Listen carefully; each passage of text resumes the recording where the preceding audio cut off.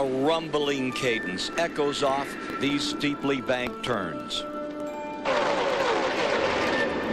It's a force that reaches soul deep, calling CBS and America to this place for 22 years. Johnny Allison throws the block.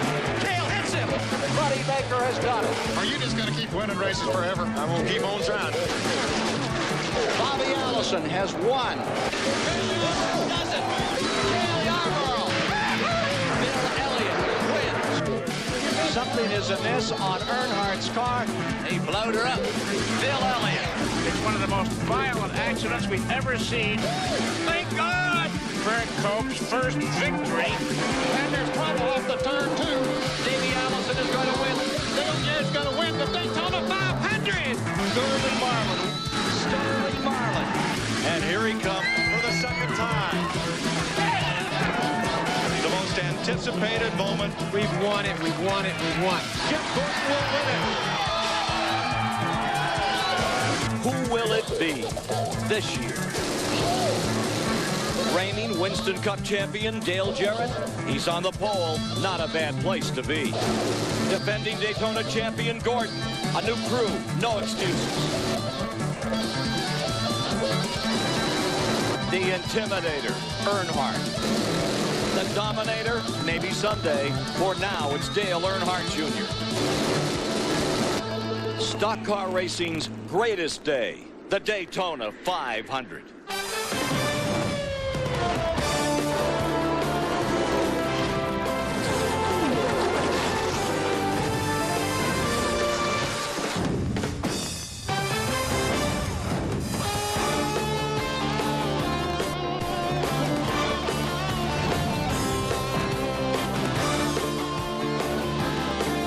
At Daytona, it's always the same new story. Record crowds gathering. Record purse, over $9 million this year at stake. And always that same old electricity is creeping through the sold-out grandstands in the infield for the 42nd running of this, the great American race. On pit road, the drivers are ready. The two-time champion, Bill Elliott, starting third, looking good. And Mark Martin feeling good for the first time in many years. Darrell Waltrip, the '89 champion, he'll start dead last. And Ricky Rudd makes his 23rd effort from outside of the front row to win this race.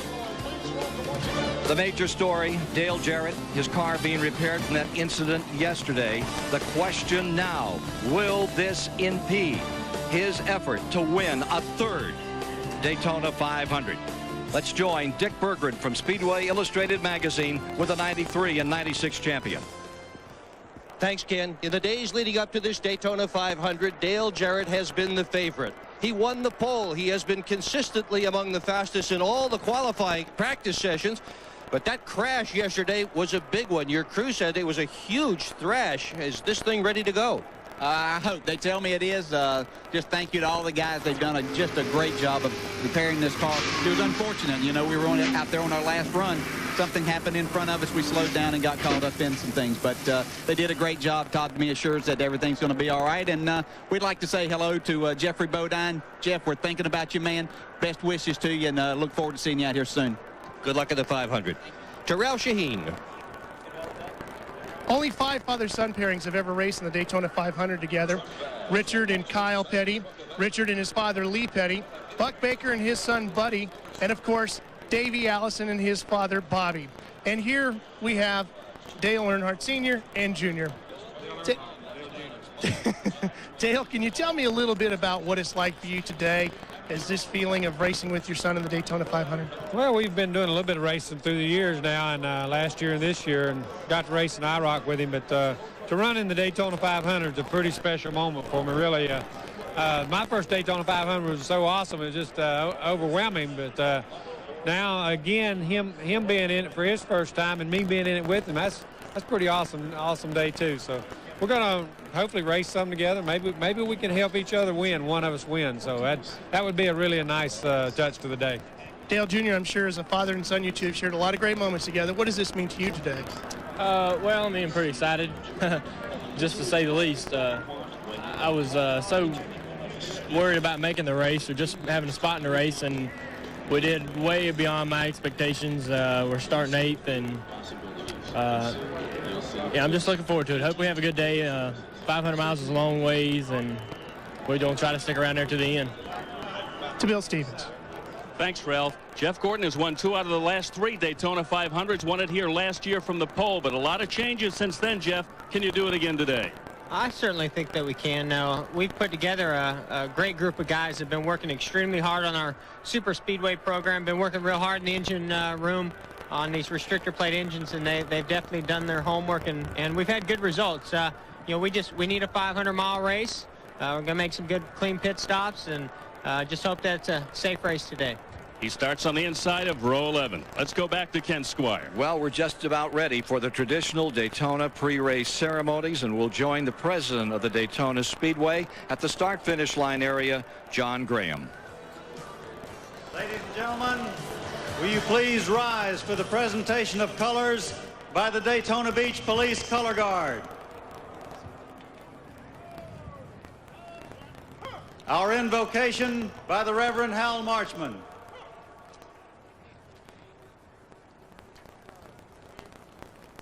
Let us pray. Almighty God, we thank you for this beautiful setting today with the many fans and all of the competitors.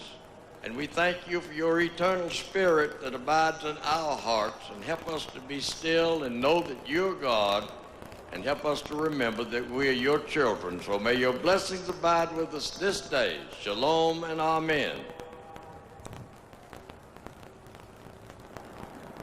And now, to honor America, from the trumpet of Jesse McGuire, the Star-Spangled Banner.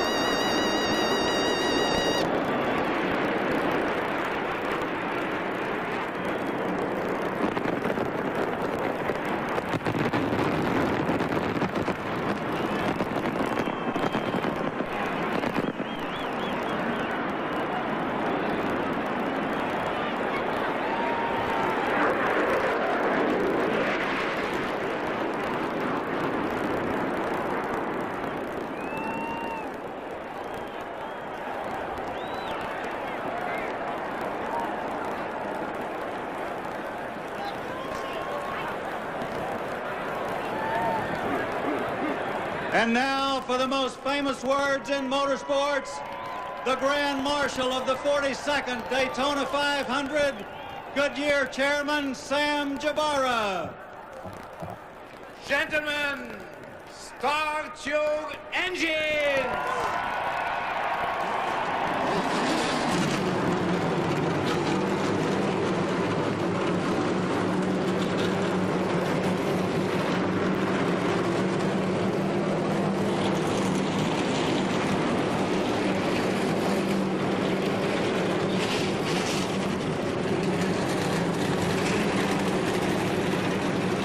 And a good day, everyone. Ken Squire here, and welcome to CBS coverage of the 42nd running of the Daytona 500.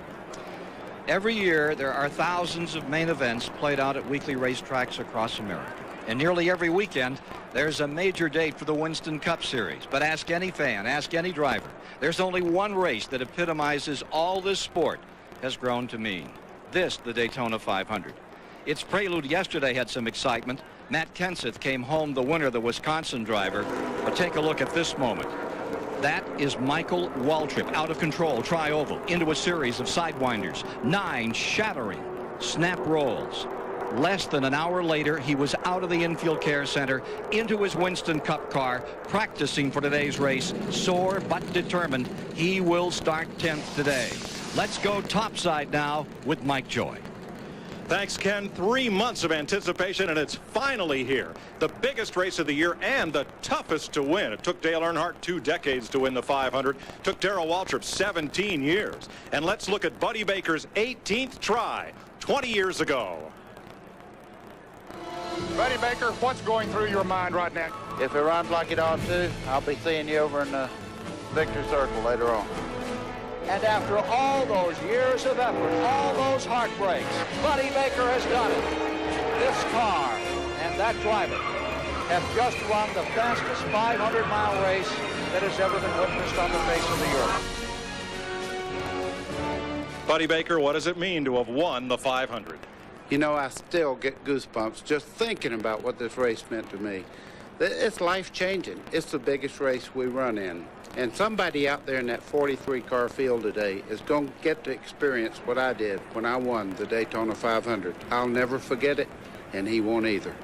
Ned Jarrett, twice a NASCAR champion and now America's premier race strategist. What should the folks at home look for today? A lot of ingredients, Mike, should keep this thing exciting all the way through. There's 7 rookies in the field. They're running under new rules this time for the Daytona 500, shock absorber and spring rules, which affects the handling of the cars. How will that work out? The wind is much stronger here today than we've seen it any time since we've been here about 10 days ago. That could play a factor as well. And the temperature is certainly different today. We had a cold front went through here this morning. We've been in 80 to 85 degree temperatures for the last several days when they were setting these cars up. Now we'll be going to be in the 60s, maybe get into the low 70s. That can have some effect too. We'll be back with the starting lineup and the green flag for the 42nd annual Daytona 500 after this. CBS Sports presentation of the Daytona 500 is sponsored by Ford F-Series. The official truck of NASCAR is built Ford tough. Lowe's Home Improvement Warehouse. Lowe's improving home improvement.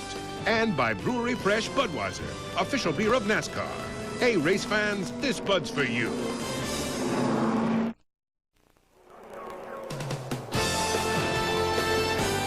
Welcome back to the Daytona 500, part of Speed Weeks 2000 at Daytona, presented by Fritos. As Ned mentioned, a cold front came through here this morning. Yesterday we had mid-80 degree temperatures in Daytona Beach. Today, the temperature will not hit 60. High humidity and the wind has shifted. It now comes from the north, and it's a stiff breeze out there for today's Daytona 500. Let's have a look at the starting lineup. Dale Jarrett, 2 times a Daytona 500 champion, and his Robert Yates teammate Ricky Rudd share the front row. Row 2, 2-time winner Bill Elliott, and Mike Skinner, 4th here last year. Rusty Wallace makes his 18th try to win the 500. Ward Burton, 8th in 97. Tony Stewart started on the front row last season, and Dale Earnhardt Jr., could he be Rookie of the Year? Row 5, Mark Barton, 15 tries to win it. Michael Waltrip, 5th last year. Jeff Gordon has won 2 of the last 3 500s. Derek Cope, the winner in 1990. Bobby Labonte, a close second 2 years ago to Earnhardt, and Jeff Burton in his 7th 500. IndyCar star Scott Pruitt makes his Winston Cup debut, and Joe Nemechek's in the 500 for the 6th time. Former IndyCar racer Robbie Gordon in his 3rd 500, and Kenny Irwin, 3rd last year. Jeremy Mayfield ran 3rd here 2 years ago, and Jerry Nadeau joins the Hendrick team. Dale Earnhardt, it took him 20 years, but he won it in 98. And Jimmy Spencer in his 9th 500 start. Ken Schrader, the runner-up in 89, and yesterday's winner, Matt Kenseth, in the Busch race. Terry Labonte making his 22nd start, and rookie Ed Berrier. Johnny Benson in the race for the 4th year, and Rick Mast. Chad Little, 2 straight top 10s, and John Andretti in his 7th 500. Sprint car star Dave Blaney, a Daytona rookie with Robert Presley. Truck Series graduates Stacy Compton and Wally Dullenbach. Mike Bliss racing for A.J. Foyt. Steve Parks cars owned by Earnhardt. Bobby Hamilton makes his 10th start. And Sterling Marlin, winner in 94 and 95. It's the 5th Daytona 500 for Rusty's brother Kenny Wallace and Elliott Sadler driving for the Wood brothers. They've won it 4 times. Kevin LePage from Vermont in his 3rd 500, and Kyle Petty makes his 19th try to win it. And 3-time Winston Cup champ Darrell Waltrip, the 1989 winner. There were 14 drivers who failed to qualify for this year's Daytona 500, including the Bodine brothers, Jeffrey and Brett, and Dave Marcus, who will end a 32-year streak of making the Daytona 500. Manufacturer's breakdown for today. In today's field, there'll be 20 Fords, 14 Chevrolets, and 9 Pontiacs. 43 cars in the field, 200 laps, 500 miles, $9.3 million in prize money. The fuel window, 50 to 60 laps. The race record was set by Buddy Baker back in 1980 at over 177 miles an hour. Well, Fritos takes you inside racing with the winner of the fastest 500 ever. Buddy, take us around Daytona. We're going to take you on a fast lap down the pit road on the short chute, going into turn 1, 31 degrees. Preferred line around the bottom. 3,000 feet down the back straightaway, speeds of 190 miles an hour as you go into turn 3. You work your way out of turn 4, a little bump there. Some cars get loose, 18 degrees in the tri-oval. In 1983, John Porter and Peter Larson brought their wonderful movable in-car cameras from Australia. They've been with us on CBS ever since, and today we have 11 of them. Dale Jarrett from the pole, the Ford Credit Quality Service Cam in his Yates Racing Ford. And right alongside, we'll have Ricky Rudd, the Texaco Haviland camera in his Yates Racing Ford. We'll also ride with Mike Skinner, the Lowe's cam, on board his Childress Chevrolet, going off from 4th position. And Tony Stewart, last year's Rookie of the Year, the Home Depot cam, rides in his Joe Gibbs Pontiac, starting 7th. Next to him, Dale Earnhardt Jr., the Bud cam, is in his Earnhardt Chevrolet, starting 8th. Back in the 5th row, the Nation's Rent cam is on board Michael Waltrip's Matei Motorsports Chevrolet, starting 10th. Here's the defending champion of the 500, Jeff Gordon. His Hendrick Chevrolet goes from 11th today. And Bobby Labonte, the Circuit City camera, is on board his Joe Gibbs Pontiac. Labonte starts 13th. Right next to him, the Exide Batteries cam in Jeff Burton's Roush Racing Ford. And Dale Earnhardt, the 1998 winner, starting 21st. His Childress Racing Chevrolet inside the 11th row. And we'll ride with one of the rookies. The Conseco cam is on board the A.J. Foyt Pontiac, driven by former USAC star and Truck Series standout Mike Bliss.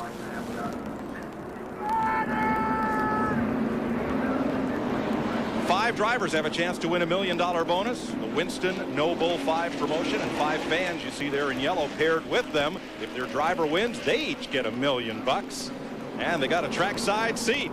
Well, we'll see who wants to be a millionaire here shortly.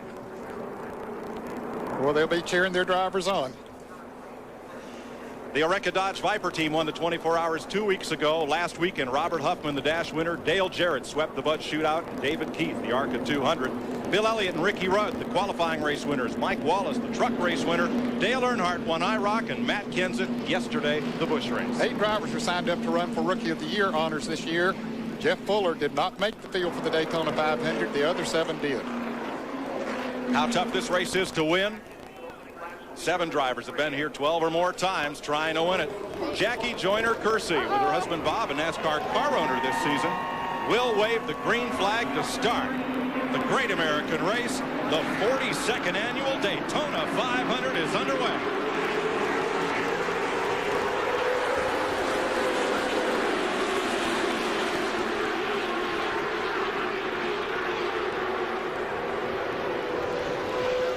Good clean start.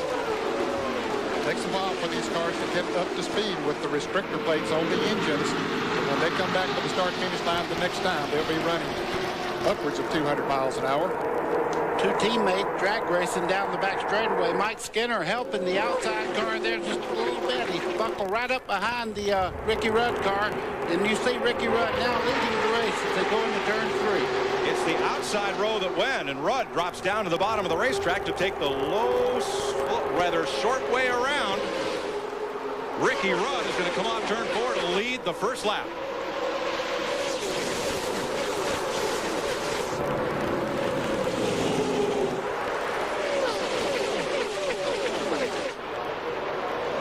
This is the 5th 500 that Ricky Rudd has led. And Ned, he's not getting away. That pack is pulled right to him. Yeah, it doesn't take long once they get the speed up to the 190, 200 mile an hour. Then the drafting comes into effect, so buddy, they can draft right up on it. Exactly right, and you can see Ricky Rudd dropping to the inside, trying to help Mike Skinner since he helped him on the first lap.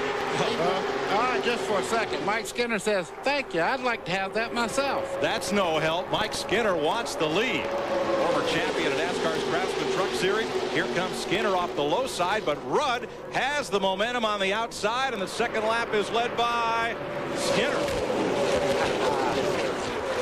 Well, we were wondering if they were going to race, and then we've heard the whole race week here. Ford has the edge. Well, right now, Chevrolet and Ford are battling side by side through the corner. Skinner's crew chief, Larry McReynolds, told me this morning, we have been working on this car all week long, and we think we're there. We think we can run with the Fords today.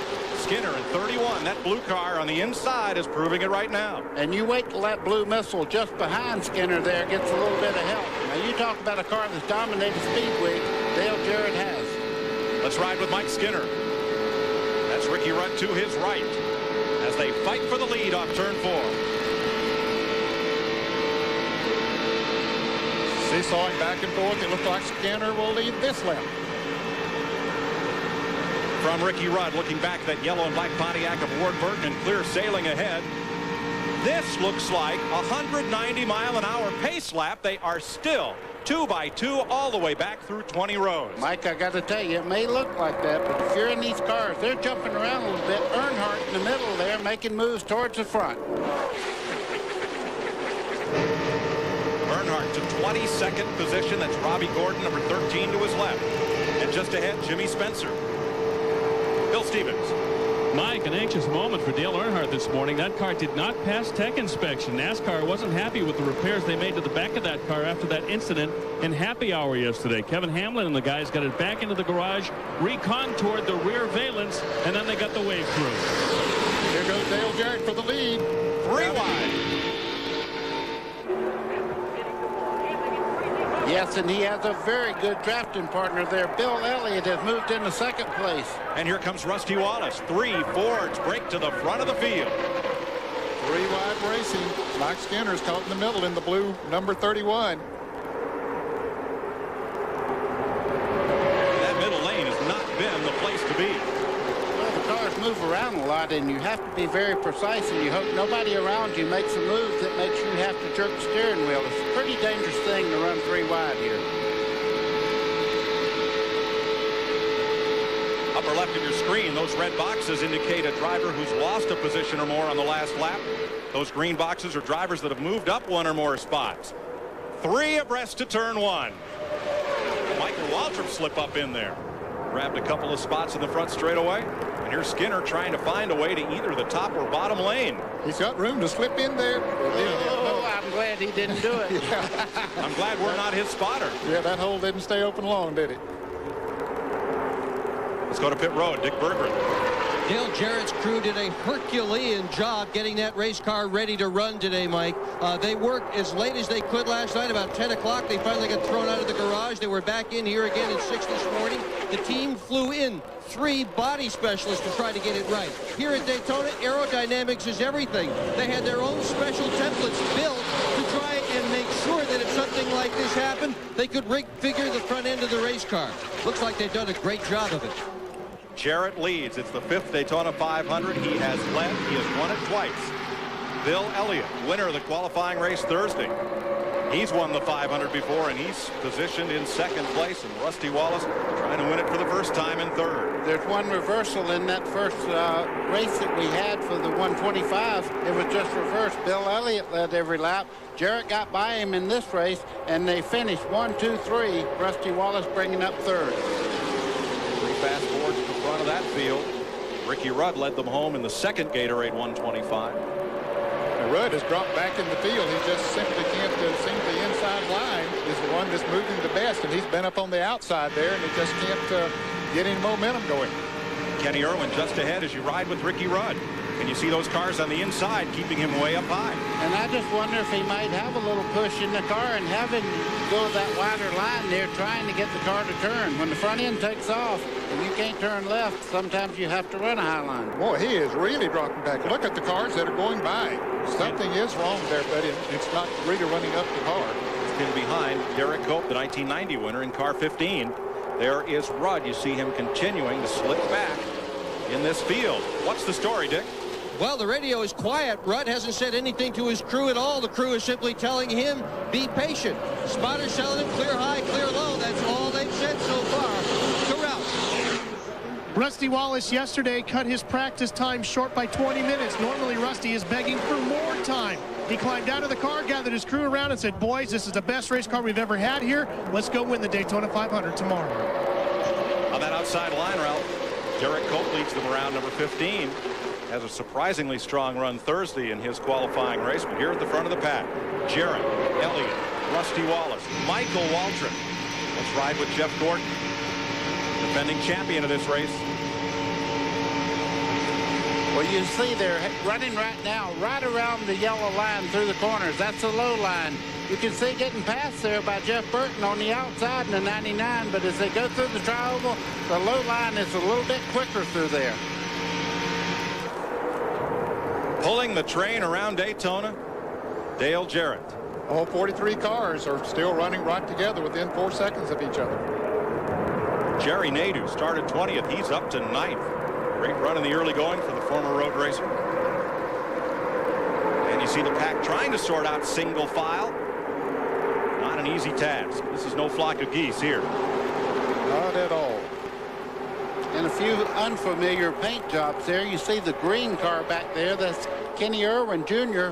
He started way back in the field. He drove the 28 car last year, raced that car at third, and he's on a run right now. He's top the front group, and he's really running quite well around the racetrack. Irwin is up to 5th. Look at Skinner right down, way down on the bottom of the racetrack on Irwin. Similar to the move that Jeff Gordon made last year, which put him in position to win the Daytona 500. And he kicked Irwin up high. Dale Earnhardt Jr., that red number 8.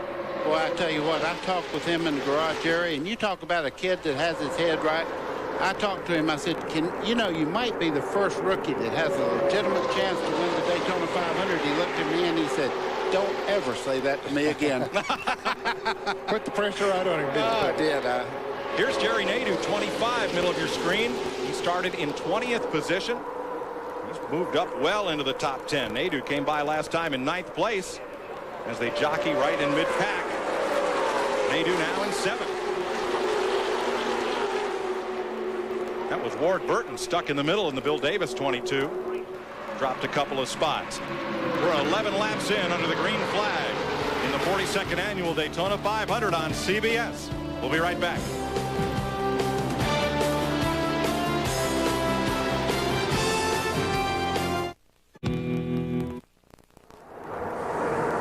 Welcome back to the Daytona 500. 14 laps complete, all of them under green. And let's show you how Ward Burton got shuffled from the top 5 back to 14th. Top of your screen, number 22. That's Burton, the yellow and black car. Tony Stewart comes up the racetrack. Burton has to get on the brakes a little bit, and he got collected there by Joe Nemechek, and they made contact. Great driving to get that car back straight. Great save. Burton runs in 14th position. Leader still Dale Jarrett. Here's Ralph. Mike, I spoke to Tommy Baldwin, crew chief for Ward Burton. He said that is exactly what happened. They just got shuffled back. Ward hasn't even said a word on the radio. They're comfortable with the handling of the car right now. Well, they're still shuffling 2 and 3 wide. Look, right there in the middle is Dale Earnhardt. A red, not a black number 3 this year. It's a red car for Earnhardt. He started 21st. He got shuffled back to 27th, and now he's climbed up into the top 10. Boy, if it had changed anything else, if it had caught him with anything else, it would probably put him right up on the pole. That guy is on a mission right now. He's flying around the racetrack. His car owner, Richard Childress, said this morning, he says, we have been working like dogs all week, but I think we're there. I think we can race them to the front. Bill Stevens. Mike, I just spoke to crew chief Kevin Hamlin for Dale Earnhardt. He says that Dale has said absolutely nothing since the green flag. And he says when that happens, silence is golden. And I tell you, he's doing a lot of that. Of course, he's getting drafted off the other cars, but he doesn't have a real close drafting partner. You're exactly right. I'm watching him make moves without having anybody pushing him around the racetrack. That's all you've heard is we cut a deal to work with somebody. Dale Earnhardt's making this right by himself. He's driving away from people. Just past Jeff Gordon there without any drafting help. Yeah, he doesn't cut a deal. He just cuts the cards and then deals them. There you go.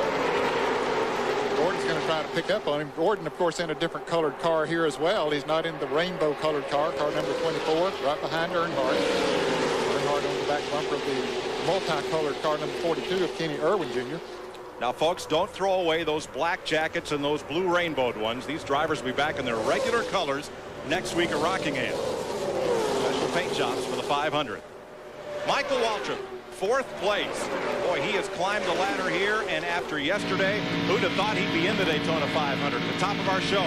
You saw the flip he took down the front straightaway in the Napa 300 Busch race. Climbed out, waved to the crowd, got ready for Winston Cup practice, and here he is. All clear. And last year, everybody thought that he might get his first Winston Cup win right here. He was up front all day long, got shuffled right near the end of the race. Michael Waltrip gets around this racetrack very, very well, so don't count him out.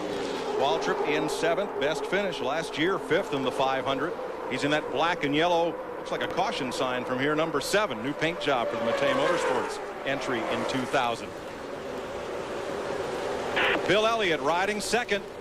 A winner Thursday in the qualifying race. There's Chase cheering Dad on, and he's in radio control with his dad. Give him a little advice. He's listening right now. He said, Dad, you're in good shape. Just sit right there and let's get away from those cars that are trying to catch you. And they are closing in. They are. The 3 cars of Jarrett, Elliott, and Rusty Wallace had pulled away to about a 2.5-second lead. The last time around, it was a 1.25-second lead. So they are closing in now that Waltrip has the drafting help of Mike Skinner. There's the front 3. There's the interval back to the 2nd pass. Once they stopped racing side by side, they've been able to link up and try to run down the 3 leaders. 3 Fords at the front, trying to slip away here. And he moved even closer that time. He's picking up about 0.2 to 0.25 of a second to lap. Dick Berger. We are hearing a lot of conversation about water temperature right now, and it is no surprise. All week long, the drivers have complained about their cars wanting to scoop the nose up the racetrack. One way to keep the nose down, to keep the car planted so it doesn't push, is to tape off the radiator opening. And this morning, that's what many of the mechanics did. Taping off that opening, however, can cause the car to overheat. Many of them are very worried right now as to whether they put on so much tape they're going to get scalded in exchange for a better handling race car. Mike? That's the risk you take. And let's ride with Dale Earnhardt. And look who's just ahead. Scotty's son. Here comes Dad. 2 different grooves, though, all the way around the racetrack. Earnhardt's now senior. He says he don't like to be called senior, so I'll call him Dale Earnhardt. Dale Earnhardt Jr. looking back at his father, but in the corner, 2 distinctive different lines through the racetrack. Buddy, your dad was a great NASCAR champion in the 50s. Do you remember your first race against your father? I certainly do, and he was the first person that ever put a bumper on me. And not the last. Teaching you early. For the first time in the Daytona 500, there are 2 Earnhardts in the race. We asked Junior what would he do if it came down to him and Dad at the finish. I'm going to try to get up beside him if I can. But, you know, he's going to need some help, and I'm going to need some help. So I think that similar to the IROC race, when I got up beside him there, he got a little push from Rusty that helped him out a little bit. So I fear that if I went to try to pass him, that he'd probably get help from all his buddies in the List Cup Series. Well, Mike, I thought they were going to work together. I watched Earnhardt Jr. move up on the racetrack to try to help his dad, and I think they'll eventually get to where they're running where Earnhardt Sr.'s car works the best. And if they do, they might just pass everybody, because that high line is not a bit slower than down where they call the preferred line, down around the yellow part of the lines around the bottom of the racetrack. Now, these two cars look similar. They're both 2000 Chevrolets, but they're prepared differently. Earnhardt drives for Richard Childress, as he has the past 15 or so seasons. Junior's car is owned by his father and prepared at the Garage Mahal up there that Dale Earnhardt owns. And Dale Earnhardt's partner there is just behind Earnhardt. So there's three of them working together, but Jeff Gordon's kind of fighting back on the inside. Just up on the right side there is Skinner trying to run the high side now and help those guys in front of him. Jeff Gordon taking the short way around. You know, one of the great things about Earnhardt and his style, and you're really seeing it here in this early part of the race, is his strategy. His secret to success, he says, you have to make your attack quick. You have to make every move count. And indeed, that's what he's done since the outset of this race. And remember, he is driving in better shape than he's been in years. He had a back operation this winter, out for several months, and he is in the best of the health he's ever been in. Let's get back with the action. Earnhardt Jr. is 5th. Earnhardt is 6th. They trail Dale Jarrett, the leader. Bill Elliott and Rusty Wallace, those three Fords, are about 1 second ahead of the rest of the field. 23 laps complete at Daytona.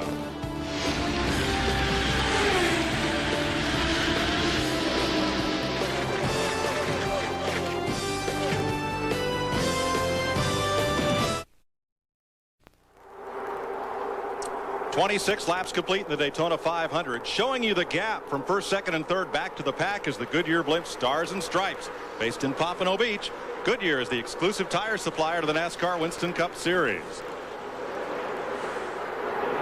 Dale Jarrett, Bill Elliott, and Rusty Wallace, the front three. Look at this battle. Kenny Irwin at 10th place, and Jeff Gordon just moving past him. Jeff Burton, 99, is there right alongside his brother Ward in 22. Tony Stewart and Jerry Nadeau part of that battle as we go back up front. Mike, you see they're kind of layering themselves down the back straightaway there. Everybody is not tucked up like you should be to break away. Right now they're cooling these cars by changing the way they run on the racetrack to get fresh air in the nose of the cars. Let's go to Ralph Shaheen. Mike, this is the nose off one of the 2000 Chevy Monte Carlos. Now, they're having a little problem with these. Normally, you have these two air ducts here to suck air into the engine to help cool that engine down, as Dick Berger was talking about. Well, the Monte Carlos are having a problem with this upper grill here. The airflow seems to be going right up and over it. They're finding the rubber that gets kicked off the other cars building up here and here, not in through here. So they're really having trouble cooling the engine down. Now, what they had talked about before as far as putting the tape on, you can see they would do something like this, yank that tape off, and try to get more air in there to change the airflow and change how that car handles. Dick? Earnhardt Jr. has just lost several positions on the racetrack. They had called him on the radio and asked him to run with his dad, but he couldn't do it. The car is pushing. Nose is just sliding right up the racetrack. He's lost several spots as a result. Mike? You ride with Earnhardt Jr., the Busch Series champion, and the reason he's picked up that push is look at the flag in the center of the infield. It is blowing straight toward turns 1 and 2, and that's where Dale Jr. says that push is the worst, as the wind hits the car and the car goes into that banking. Yeah, and one other thing, too. When you have that problem, you turn left, the car wants to go right, and it just starts to go up the racetrack, and the only way to stop it from pushing right into the wall is to ease out of throttle. With a restrictor plate, it takes you another corner to get back up to speed. And, Buddy, if you're going to have wind here at Daytona, you would rather that it be opposite of what we're seeing here today, right? You'd rather have the tailwind going down into turn 3 as opposed to turn 1. Exactly right, because you have a different configuration down in the far end. 3 and 4 is quite a different corner than 1 and 2. You're riding with Michael Waltrip, and those three little specks out front are the three leaders. Here's Alfredo's onboard telemetry. Wow, 191 miles an hour down the straightaway approaching turn 1. You see it bouncing back and forth there, and he's getting passed right now by Dale Earnhardt and several other cars. They're working together. We have a report that Jeff Gordon might be some smoke coming from his Chevrolet. Defending champion, two-time winner. There's a look out the back. Yes, oh boy. Oh boy. And we won't speculate on what it is, certainly, until we know what it is. But there is a wisp of smoke coming out of the back of the 24 of the defending champion of this race, Jeff Gordon. Dick Berggren. Jeff Gordon is definitely having a smoking problem. His crew chief, Robbie Loomis, said they're going to leave him on the racetrack. They are not sure where the smoke is coming from. They are concerned that it might possibly be a leaking valve cover. That's a lengthy delay to try and fix that, or possibly a minor tire rub. They don't know what it is, but they are concerned here in Jeff Gordon's pit. Well, he might not have a choice, Bill, because NASCAR will post him the next time around, and that means that he'll have to come into the pits. If they give him the black flag, put his number up on the board at the start-finish line, that means he'll have to come into the pits. New crew chief for Gordon is Robbie Loomis this year. Up until January, he'd never drawn a paycheck from anyone other than the Petties, and he comes over to run this team in 2000. And Gordon is going to have to pit. Boy, that's very dramatic. When you lose the draft on that front bunch, he'll be a lap down before he ever gets back on the racetrack. Yeah, even if they just make a very quick pit stop, he'll be a lap down. But this might not be a quick pit stop, trying to find out where that smoke is coming from. So here's Gordon, putting the car into neutral and rolling to a halt. Dick Berggren. He is on pit road right now. They're going to start with tires, but it appears that there is some smoke coming from under the hood area of the race car as he keeps the engine at relatively high RPM. So far, changing tires is all they're going to do to it. No effort so far to open the hood. The NASCAR inspector says no, no, no. They're not going to let him go. They're going to, caution is out for oil on the racetrack. Dale Jarrett leads them to the caution flag as we complete 33 laps of the Daytona 500. Bill Elliott, Rusty Wallace, Dale Earnhardt, and Mike Skinner. And this caution will be a break for Gordon as his team goes under the hood. And for the guys that are out there that are having a little handling problems, now they can adjust on the cars and try to get them balanced where they can really get into the fight here. 3 cars have broken away, but it's a whole new ball game now. And, of course, the break for Jeff Gordon is the fact that he won't lose as much time, as many laps in the pits as he would have under green flag conditions. This is the biggest race of the year, but it's the start of the Winston Cup championship season. And one of the things that kept Gordon from the championship last year, 7 races in which he did not finish. That equaled the number of races he won and kept him out of the point tally. They're going to put him behind the wall and have to work on it. Well, that is a tough break for the defending champion of this race. The rules provide that if your car needs extensive work, you're not allowed to keep it out in your pit stall on pit road. You have to take it to a position of safety back behind the wall. Dick is there. They are pushing the car behind the wall. We just heard over the radio horrible words, rear main seal. That is not something that they can fix here on pit road. There's oil all over this engine. Jeff Gordon will not win this year's Daytona 500. Mike? And Jeff Gordon's car sits 3 feet from victory lane.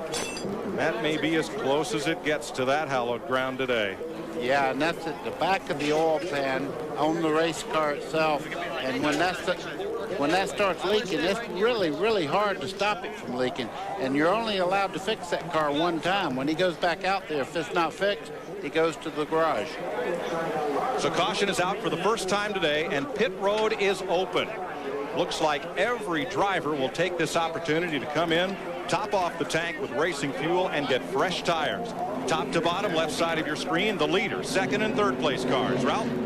Mike, the preseason for these pit crews was just a 2-tire change during the shootout. This is their first live action with a full pit stop. Dale Jarrett is very happy with the handling of his car. He's going to make a 1-pound air adjustment to the right front. 4 tires and fuel for him. That's all he's going to take. Dick Berggren? Bill Elliott with a whole brand new pit crew. All these guys do is change tires and put fuel in this race car. They have been practicing all week. To Bill Elliott, to Bill Stevens. Just a moment ago on the radio, Dale Earnhardt told his crew, I want a good solid pit stop. 4 tires, 2 cans of fuel. They'll be happy with that one. Dale Jarrett leads them out as pit stops continue here. All of the cars that are on the speedway, exception of Hermie Sadler, Ed Berry, or Kenny Wallace, rather all the cars are on the lead lap. Jeff Gordon will go a lap down as they come by, and his car sits behind the wall. Jeff Gordon was trying after the tire change and the look underneath to leave pit road, and the man in the red jacket is the NASCAR official. He is waving caution is out. That is the signal, and he's saying you cannot go. You've got to make that repair. You can't leave. So we're under the first caution of the day, and a two-time winner and defending champion of this race is already sidelined. There he is, Jeff Gordon.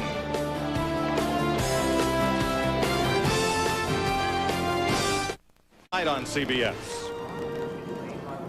Getting set for the restart at lap 36 of 200. Dale Jarrett, after speedy pit work, back in front. Mike, there was even contact on pit road just a second ago as people were going out, and here comes Gordon back into the fight. We hope to have that oil leak repaired, but he's lost several laps. In fact, he's down about 14 laps. The scoreboard is showing.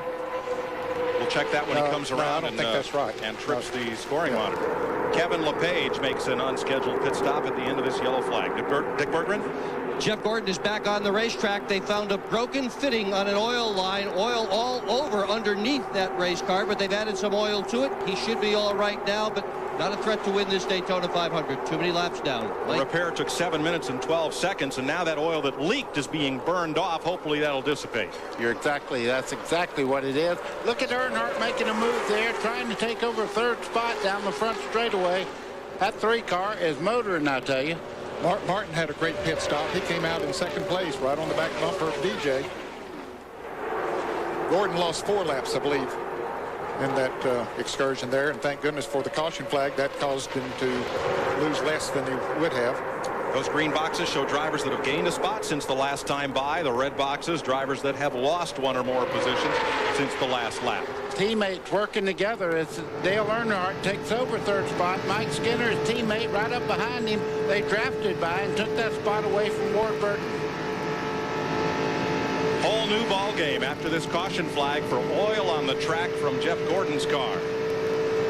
Trouble on pit road to the 75 of Wally Dallenbach trying to get out of his pit, which is all the way down toward turn 1. You'll see Dallenbach trying to get out in this box, trying to make that exit from the pits. And he and Matt Kenseth will get together. And extensive damage done to the car of Wally Dallenbach on the right front. Now here it is again, right there as they start out of the pits. The black car is Dallenbach in car number 75. The hit already made there and extensive damage. Here comes Earnhardt.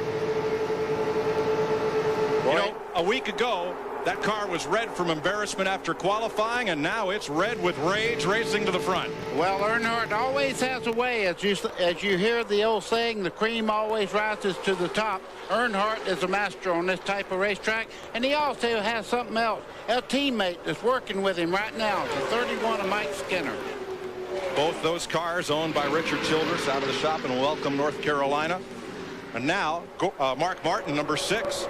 And that Valvoline Ford's going to get some drafting help from Rusty Wallace in the 2. Boy, that's a good help, too. Rusty Wallace has had one of the better cars for the whole race week here, and they're working together. It'll be tough for Earnhardt right now to pull away from those 2. Dale Jarrett's going to back off just a little bit to let those Fords catch up with him. Let's ride with Mike Skinner, the Lowe's cam.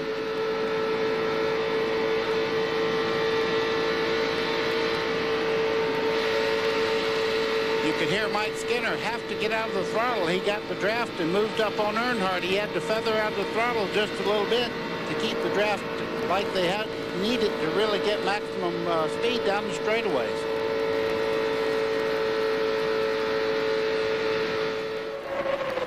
Rusty Wallace didn't quite get by Earnhardt. Now Ward Burton coming up there, number 22, might give him a shove, and does. Shoots Wallace up into third place. So Mark Martin has replaced Bill Elliott in that second position before the caution. Two of the same 3 cars are running up there, DJ and Rusty Wallace. Yeah, Elliott's pit stop was not quite as quick as they like. He came in second and came back out of the half dozen. Bill? With Kevin Hamlin, the crew chief for Dale Earnhardt, what's the difference between this car and the one we saw in the twin 125s that was lukewarm?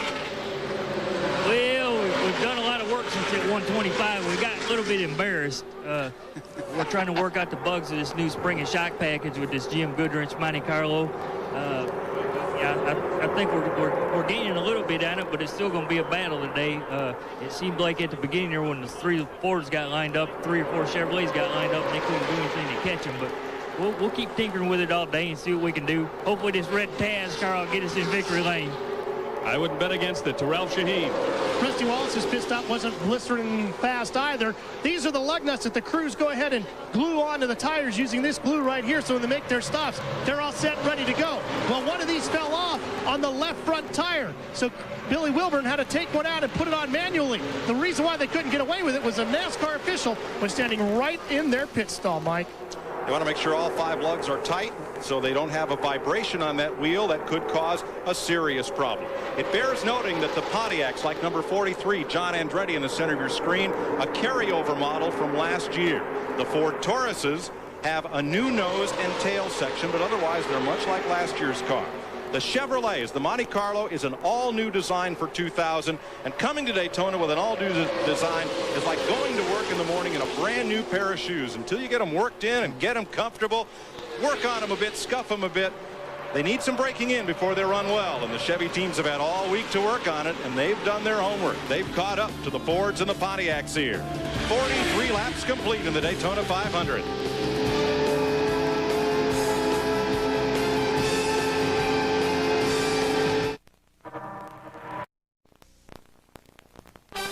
This CBS Sports Race Summary is sponsored by Nextel. How business gets done. After 44 laps, 110 miles, we've had 4 leaders swapping that lead 5 times and averaging 168, down from the record set by Baker back in 1980 of 177 plus. That one caution for 3 laps is what brought this pace down. Right now, the man on the move seems to be Ricky Rudd, who's getting back into it, but up in front, it's still Dale Jarrett leading the parade. Here's Mike Joy. Ken, the field has now split into 3 distinct packs. Here come the leaders, led by Dale Jarrett, and there's 22 cars in that lead pack as they come through the tri-oval to complete 47 laps here at Daytona. 22 cars strong, plus lapped cars in this group, all the way back to Bill Elliott. And they have a gap of about 6 seconds back to the second pack, led by Bobby Hamilton in that yellow Chevrolet. And that group encompasses back well through the field, and then there's a third group of cars. So we've strung out into 3 distinct groups here at Daytona, but 22 cars strong in that lead pack. It was interesting, in the first part of the race when they had new tires on, as they did have after making those pit stops, that they stayed together for 15 or 20 laps and then they began to spring out. But this time they got broken apart pretty quickly. Still a lot of side-by-side up in that front pack. There are the Earnhardts, Dale and Dale Jr. running 6th and 7th. But it was a while back. Junior was coming up on his dad, but or his dad. How was that he moved yeah, over? He had run his father down. And he was in a line that was running much faster, and he just pulled over and helped his dad. So he realizes where he gets his real help from, and he's first to tell you that he wouldn't be where he is without his father's help. So he's helping him now. So they caught right back up to the lead draft. They're working together. Hey, who better to learn from than a 7-time NASCAR Winston Cup champion? Even if he is your dad. That's right. Right. Well, now this first pack may split in 2. You see about 8 cars single file, and then they're still racing hard side by side. Just behind them, Jerry Nadeau inside of Joe Nemechek right there, back at 9th place. Single file, those 8 cars could break away. Bill Stevens. Jerry Nadeau having a great run today after a very busy offseason, Mike. He got married to his fiancée Jada down in the Bahamas, and when he got home to Connecticut, bought a house, and then had to put a new roof on it. His sponsor, Michael Holligan, videotaped the whole thing and put it on his local home improvement show. I asked Jerry, how'd the project come out? He said, Bob Vila, look out. And who put the roof on? His dad is a roofer in Danbury, Connecticut. Ralph. When Dale Earnhardt Jr. first started his racing career in a late model, he was in charge of getting all the stuff for his own car. So he used to sneak into his dad's shop and, look around a little bit. Then crew chief Tony Urey Sr. got mad at Jr. one day Baker taking a roll of duct tape. I said, is that all he took, Tony? He said, well, I don't know. His car ran pretty good back then. He was lifting a lot of parts out of the back of the shop, Mike. Dick Bergen? Well, Bill Elliott is having a bit of a problem right now. He has drifted way back in the pack, and the problem is that he overheated early on, had to back out of it in order to let his engine cool off. Crew said that it ought to be okay later on in the day. They can pull tape off the grill, give him a little bit more air. They say they just need a good pit stop, and they'll be back in this thing, Mike. Elliott came into the pits running second, came out in sixth, but now he has tumbled back to 22nd place. And what can happen there if it actually starts to boil the water out, you lose water and it just gets hotter and hotter. And Bill's one of those guys that watches the gauges, and he's probably doing what he needs to do just to cool the motor back down and wait until he can put some water in it. That's what he's done. He has purposely, I believe, just moved to the back of the pack there, buddy, so that he can move the car in and out and get him some fresh air as he's doing there right now. Nothing right directly in front of him, so that will get cooler air in there, and he's still able to keep up with that lead draft. Oh, bookmark this one. These two cars, number 10, Johnny Benson, number 26, Jimmy Spencer. When they came through the tri-oval, Benson slid right up the racetrack in front of Spencer by inches. Spencer never forgets. I mean, it was a bold move by Benson. Jimmy's hanging on to him for right now, but we'll see what happens. Well, Johnny Benson has had a fast race car. That Pontiac has really run good, and so if he can pull Spencer back up through the pack there, he might forgive him. I just figured to say, cutting him off is kind of like reaching and getting a bone away from the pit bull. Benson in that number 10 Pontiac, new ride for him this year. He runs there against John Andretti. Back at the front of the field, Dale Jarrett's Ford is your leader. Mark Martin in second. In third, Rusty Wallace. Three Fords leading the Pontiac of Ward Burton and Tony Stewart, and the Chevrolets of Don't Call Me Senior Dale Earnhardt and his son in seventh. Nemechek, Rudd, and Bobby Labonte fill the top 10. We've completed 52 laps, 53 this time by. 200 laps make up the 500 miles here at Daytona.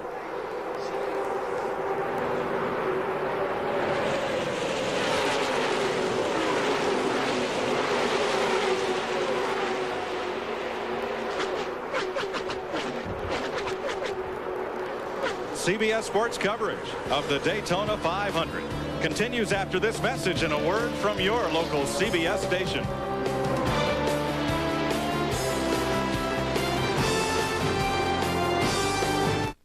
CBS Sports presentation of the Daytona 500 is sponsored by Route 66. Jeans, clothes. It's not Main Street. Only at Kmart. Nextel, how business gets done. And by Haviland. Add more life to your car.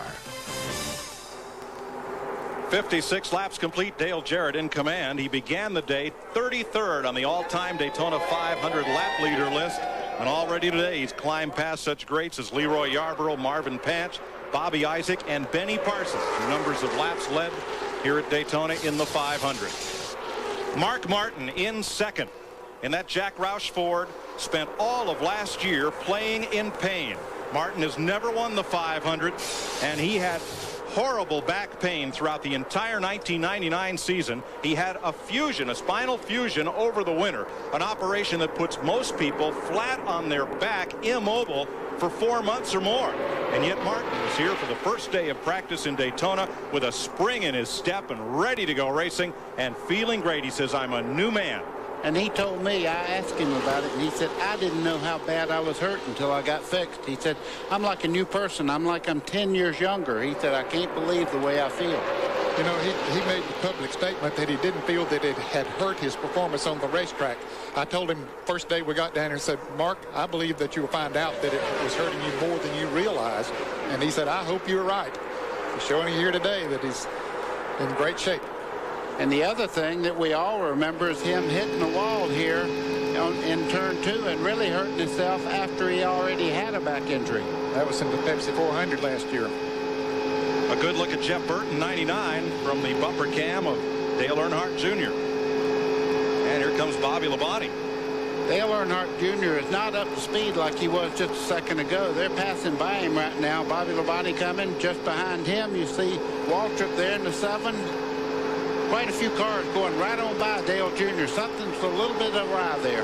Jerry Nadeau went past that yellow car. New colors for Ken Schrader. driving a Pontiac this season. You know, we hadn't seen much of Bobby Labonte today. He started 13th, fell all the way back to 34th on the 8th lap. But now, last year's season runner-up is in the top 10. I got a feeling we'll see more and more of him as the day goes on, Mike. Everybody expected him to be the driver and the car to beat here for this Daytona 500, and I'm not so sure that that he won't show his hand as time goes by. I talked to Jimmy Maycar's crew chief late yesterday evening, and he said that they had just been working on the car, trying to get it to where he could run around the track wide open, around other race cars, not have to lift at any time. And he said, I think we're pretty close. Well, it looks like he's doing pretty good right now. Mike, and somebody that's pretty much a favorite of anybody that's watched racing in the past couple of years, Tony Stewart sitting there in 5th place, that orange car, Rookie of the Year last year, doing a great job getting that experience. I talked to him earlier in the garage area, and he said, you know, I've only been in 4 plate motor races, and I don't have the experience, but I learn every time I go around the racetrack. And there is a difference in driving when we talk about restrictor plate tracks. They only run restrictor plates on the engines here at Daytona and at Talladega, reducing the horsepower by at least a couple hundred, and there is a difference in the driving, buddy. It is that. You have to keep it wide open all the way around the racetrack. You notice you never hear the RPMs go up or down. Watching from our Home Depot cam, on board, Tony Stewart, former IndyCar champ. And a little intramural bumping back and forth here in this pack. John Andretti. He's in the Richard Petty blue number 43. Car is clear of contact right now, but looked like he had a little bit as they came into the trioval. That's Andretti right there in the 43 coming off the corner down the back straightaway side by side with Jeremy Mayfield. Just behind him, Johnny Benson in the 10. And Chad Little drops to the inside. Green number 97 right with that pack. And Andretti climbs the hill as Dale Earnhardt Jr.'s crew looks on. Those drivers are running in the 15th, 16th, 17th position.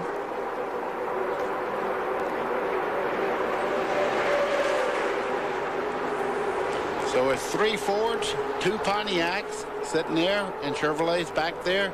Seems to be pretty close as far as competition. It has to do with handling, not the car now. Now, early in the week, some of the Chevrolet drivers said that they had trouble when they were in the draft and not getting enough air coming right over the grill and the hood of the car.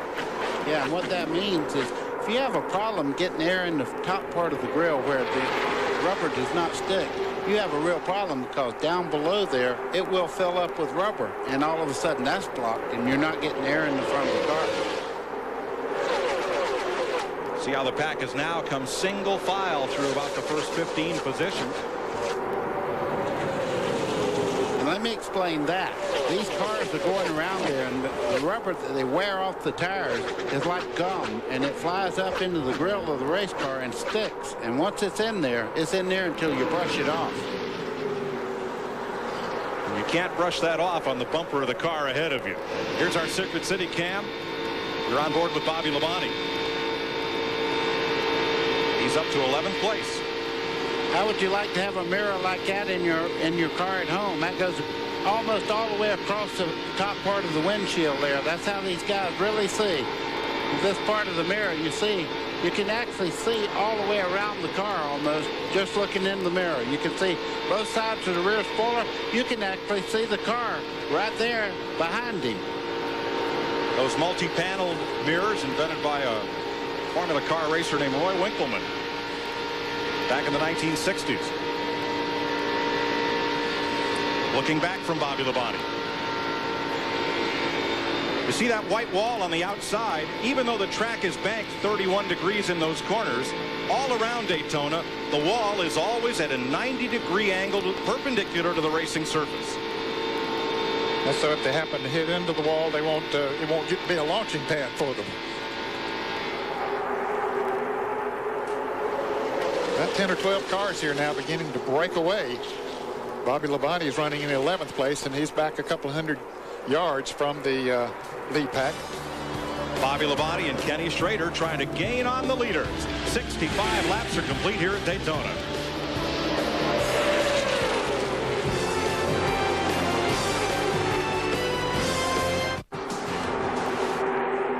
68 laps completed the Daytona 500, and the lead draft is now 12 cars, plus Jeff Gordon, who is 5 laps off the pace. And they get side by side. Michael Waltrip up there out of turn number 4, working on Jerry Nadeau. And there's Joe Nemechek in 33. Yeah, and this is the first ride for Jerry Nadeau in the 25 car for Hendricks Motorsports, doing a great job. Former Formula Opel driver in Europe. Ooh, Nadeau bounced a little bit down off the flat there, buddy. I was just fixing to say, he might be in there to talk to somebody pretty soon if he does that many times. Trouble on the Bobby Hamilton number 4 car, the Morgan McClure Chevrolet, coming into the pits way off pace. He had been leading that second pack back there for a long time. But something arrived with that car. That team won the Daytona 500 3 different times, but he's headed to the garage area. So Hamilton may be our first retiree today at 69 laps. The lead draft includes Dale Jarrett, Mark Martin, Rusty Wallace, those front 3, plus Ward Burton, Dale Earnhardt, Tony Stewart, number 20, 99, Jeff Burton, 7 in black and yellow, Michael Waltrip, the 33 of Nemechek, and 25 there of Nadeau, Bobby Labonte, Kenny Schrader. Here comes Nemechek. Nemechek running very well on the high side of the racetrack. These guys right now, believe it or not, this is like watching a mile run right now. They're out there. They know they have good cars. They're pacing themselves, and they're also thinking about what to tell the crew chiefs and what kind of adjustments to make on that car, making where they can maybe run with Dale Jarrett. Now, you say they're pacing themselves, buddy, but are they holding anything back? Yes, they are. Right now, they're letting Dale Jarrett carry him around here in the draft, and what that is we talk about it all the time, but it's air coming over the front car. He actually goes through the air, makes a vacuum, and it pulls these cars forward that are behind him. Jarrett has led more laps today than in all of his previous 11 Daytona 500s combined. Dick Berggren. Early in the week, Dale Jarrett predicted the winner of this Daytona 500. He didn't name the winner, but he named the strategy that would win this race when he said the guy who wins it is the guy who can stand on the gas the most. Mark Martin just radioed to his crew and said, I have just completed 30 laps without lifting the throttle off the floor at all. Mark Martin is running this place wide open every single lap, Mike. Wow.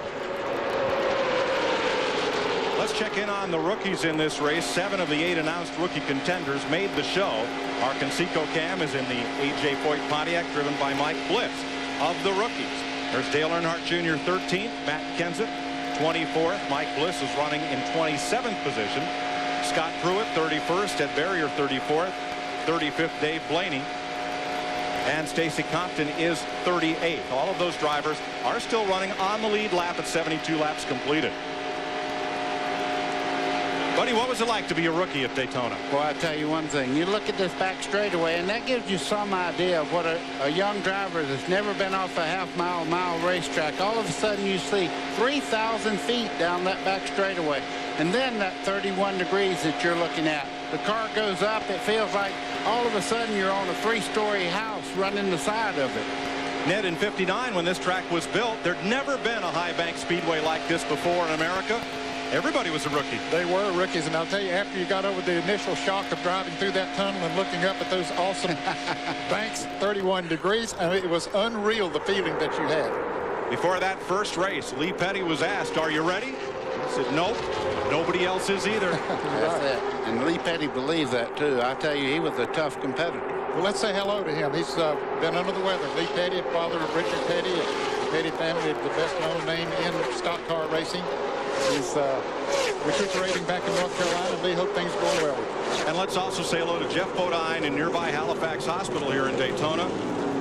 In the Craftsman Truck Series debut at Daytona in a fiery barrel rolling crash. Jeff Bodine went to the hospital where he is now listed in intensive care. He is trying to get back in time for Rockingham. The doc says that's not likely. But this morning at 7 a.m., Jeff Bodine called the CBS compound and said, I know the doctors wouldn't let you in yesterday, but could you come over and talk to me, because I want all my fans to know how I can't wait to get back in a race car, and I will be back. That's good to hear, because everybody here held their breath until they saw him actually being loaded into the ambulance, and he started moving his left arm a little bit, and everybody felt a relief come over. I think everybody in the grandstand, I heard them cheer. Oh, no question about it. That was a tremendous relief. We were cheering up here in the booth as well. Slow car in the back straightaway is Mike Bliss. In A.J. Foyt's Pontiac, he slowed way up in turn 2 and dropped down to the track apron. It looks like he may make it around to the pits. Yeah, but he's coasting. The motor is not running on that car right now. One of the rookie drivers this year had high hopes coming into this Daytona 500. Let's have a look at telemetry on Joe Nemechek's Andy Petrie Chevrolet. Frito's telemetry. Now the question is, he's very slow on the bottom, and it looks like he's going to make it in. Bliss, I'm talking about. Out of gas. Now, Nemechek, you see the speed's getting up to 192 miles an hour. The RPM still under 7,000. And for you fans that have heard that they turn these Winston Cup cars maybe 9,000 RPMs, they will be next week at Rockingham. But these restricted engines, they simply can't turn that many RPMs. There you saw it just barely go over 7,000. Ned, that was quite impressive. 194, close to 195 down the straightaway. Now the teams will run different rear end gears. They have a choice of gear, so those RPMs and top speeds will be different as we look around the field. Here's our X-Side cam on board Jeff Burton, running in 5th at 76 laps.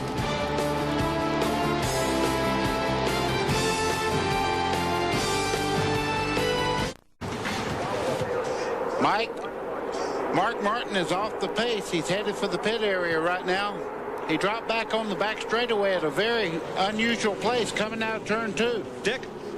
The problem is Mark just came over the radio and hollered simply, bad tire, bad tire. He has an equalized tire. They have told him check the brakes at the head of pit road. Remember, he hit one of his crew members last weekend. They've said slow it down, slow it down. Here he comes. This is a decidedly unscheduled pit stop. He would prefer to have come in with somebody to help him get going, someone to draft with when this pit stop ended. That did not happen. This will also put Mark Martin out of sequence. Unscheduled pit stop. 4 tires on. He's gone 17.2 seconds. And it'll put him a lap down too, Dick. He's coming out of the pits now as the leaders come off of turn 4. Until he gets his speed up, he'll be a lap down. Yeah, they'll catch him about the middle part of 1 and 2 down there. You see, you have to stay under that yellow line. And here comes the leaders at him right now as he goes into turn 1. They'll pass him somewhere in that corner, most likely. Well, he has those fresh tires on, so he should be able to pick right up to them, and he might, of course, the others are going to have to stop too before too long, maybe in the next 8 to 10 laps or something. So, as I said, he will be out of sequence. There they go, just passing right on by. Mark Martin will be okay if all the rest of the leaders have to make pit stops under the green flag. So a caution flag would come out. He'd be trapped a lap down. Now, the Goodyear racing tires on these cars have a tire within the tire at a different air pressure. It's a safety interliner. Buddy did much of the testing when those were first developed. Exactly right. And what it means is the inside tire carries more pressure, and if it loses that seat on the rim itself, it puts that extra air out there, and that inside tire just wobbles around in there, and it'll just vibrate your teeth out. It's been 48 laps since the leaders have been on pit road. When this great speedway was built in 1959, there was nothing like it. Jimmy Thompson said, other tracks, other speedways have separated the men from the boys. This track will separate the brave from the weak after the boys have been sent home. I love it. Watch 33, the blue car, Nemechek. Coming up on Dale Earnhardt, car number 3. There's Nemechek in the blue car, and Earnhardt slips a little bit, and Nemechek gives him a little bit of a tap there. A little more than a tap. Bent the back bumper of Earnhardt's car. And look at the nose of Nemechek's, bent that in too. Aerodynamics are so important here. Dick Berggren? Well, they thought it was an equalized tire that brought Mark Martin in, but it was not. The tread has just come off this thing, and this is the first tire failure of any kind that we have seen here during Daytona Speed Weeks and all the practice and all the racing that we have had so far. Several of crew members have come down here. Earnhardt Jr., Earnhardt Sr.'s people have both been down here to look at it. The Goodyear people have been here. No one seems to know why this tire failed on Mark Martin. I think I know. It looked like it had actually blistered, and when it happens, it's just like a blister, and underneath the outside casing there, and it builds up pressure, and it blows that part of the tire out. Several things can cause that, the least likely of which is a defective tire. But the teams, as they adjust on the four corners of this race car, can sometimes overload one corner, and the driver, by turning too much in the corner, can abuse that tire, overheat it, and cause it to blister. Well, it's just like you put your hand on sandpaper. Until you make it slide, it does not hurt. But then you start to slide your hand, and it builds friction. But you got to hand it to Mark Martin for getting that feel. When something went wrong, he knew it immediately, and he knew he didn't want to go into that next corner wide open. So that's just a mark of a fella that knows his race car and knows the feel of his race car. Now he's on fresh tires. He may be able to get back on the lead lap before the leaders pit. He's coming toward the front of the pack. Ralph? Mike, we expect to see a lot of the leaders within the next 6, 7, 8 laps. Todd Parrott is a crew chief for Dale Jarrett. The deal making has been going on down here on pit road. He's going to make his way down here to talk to us. I've seen you talk to a couple of different other crew chiefs. Have you made your deal for pit road yet? Yeah, just went down and talked to Robin, and we got a plan, and everything goes green here. We're going to stick with it. What are you going to do to the car? I'm going to free it up just a little bit. So we expect Dale Jarrett to pit with Rusty Wallace. Bill Stevens? Yeah, further down pit road, a little deal making. Richard Childress, team owner for Dale Earnhardt, and crew chief Kevin Hamlin just got a visit from some nice people from Michael Waltrip's team. Looks like they've made a deal, although Kevin told me, we just told them what we're going to do. They can do whatever they want. The Robin that Todd Parrott talked about is Robin Pemberton, crew chief for Rusty Wallace. Ward Burton will pit this time. Here he comes off the banking. So pit stops are beginning, and Burton, it looks like his Bill Davis Pontiac is coming in alone. Yes, it looked like he is. He was running in third place. His brother Jeff Burton was right on his back bumper, but perhaps he saw the fuel pressure gauge go down a little bit and said, hey, I better get in here and get me some gas. That's just what happened, Ed. We just picked up on the scanner. Ralph is there. Mike, they go to work on the car. They go to the right side of the car first. That is where Tommy Wallace and Tommy Baldwin Jr., the crew chief, go to work on changing the tires. They come around to the left side. They go to work on that as well, getting all the gas into the car as they can. No changes to the chassis, and he's down and away.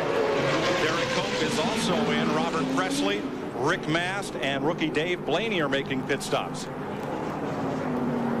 The leaders stay out as we come around to complete 87 of 200 laps here in the Daytona 500. And all these teams that are making pit stops now are holding their breath, hoping that the leaders have to come in and stop before a caution flag might come out and freeze the field, with the teams that are stopping now a lap down. And I would bet, Ned, that everybody out there sent a runner up to see what the tires looked like on Burton's car when he took them off then. Absolutely, and of course it's almost impossible to make a pit stop here without going a lap down. And here comes Mark Martin. He is third in line. Remember, he lost a lap making that green flag pit stop. If he can get past Rusty Wallace and Dale Jarrett, he'll be in the safe zone. He'll be back on the lead lap, and if the caution flag should come out, he'd get a free pass all the way around to the back of the pack on the lead lap. And I predict that he's going to be the leader of the race after these other guys have to stop. Of course, he's going to be left out there with nobody to draft with, and don't know how much that might play into it. Dale Jarrett has a new pit crew. The tire changers and Jack Mann and tire carriers last year worked for Jeff Gordon. They were 5 of the Rainbow Warriors. And during the season, they shopped themselves to various car runners as a unit. And Robert Yates says, well, I've got a good crew pitting Dale Jarrett. They were good. They won him the Winston Cup championship. But if I could get these guys to work on the car just on weekends and have the fellas who also work all week in the shop just concentrate on that job, what might we have? And we'll find out, because he's hired them. Jeremy Mayfield making a pit stop. Ken Schrader just went out of the pits making his pit stop. A penalty on Mayfield. You see the red jacket? That's the NASCAR official holding Mayfield. Apparently came down pit road too fast. Other cars coming in right now. Michael Waltrip coming down pit road. So is Dale Earnhardt. Jerry Nadeau. And the 24 of Jeff Gordon, who's many laps back. Here comes Dale Jr. Mike Skinner is in.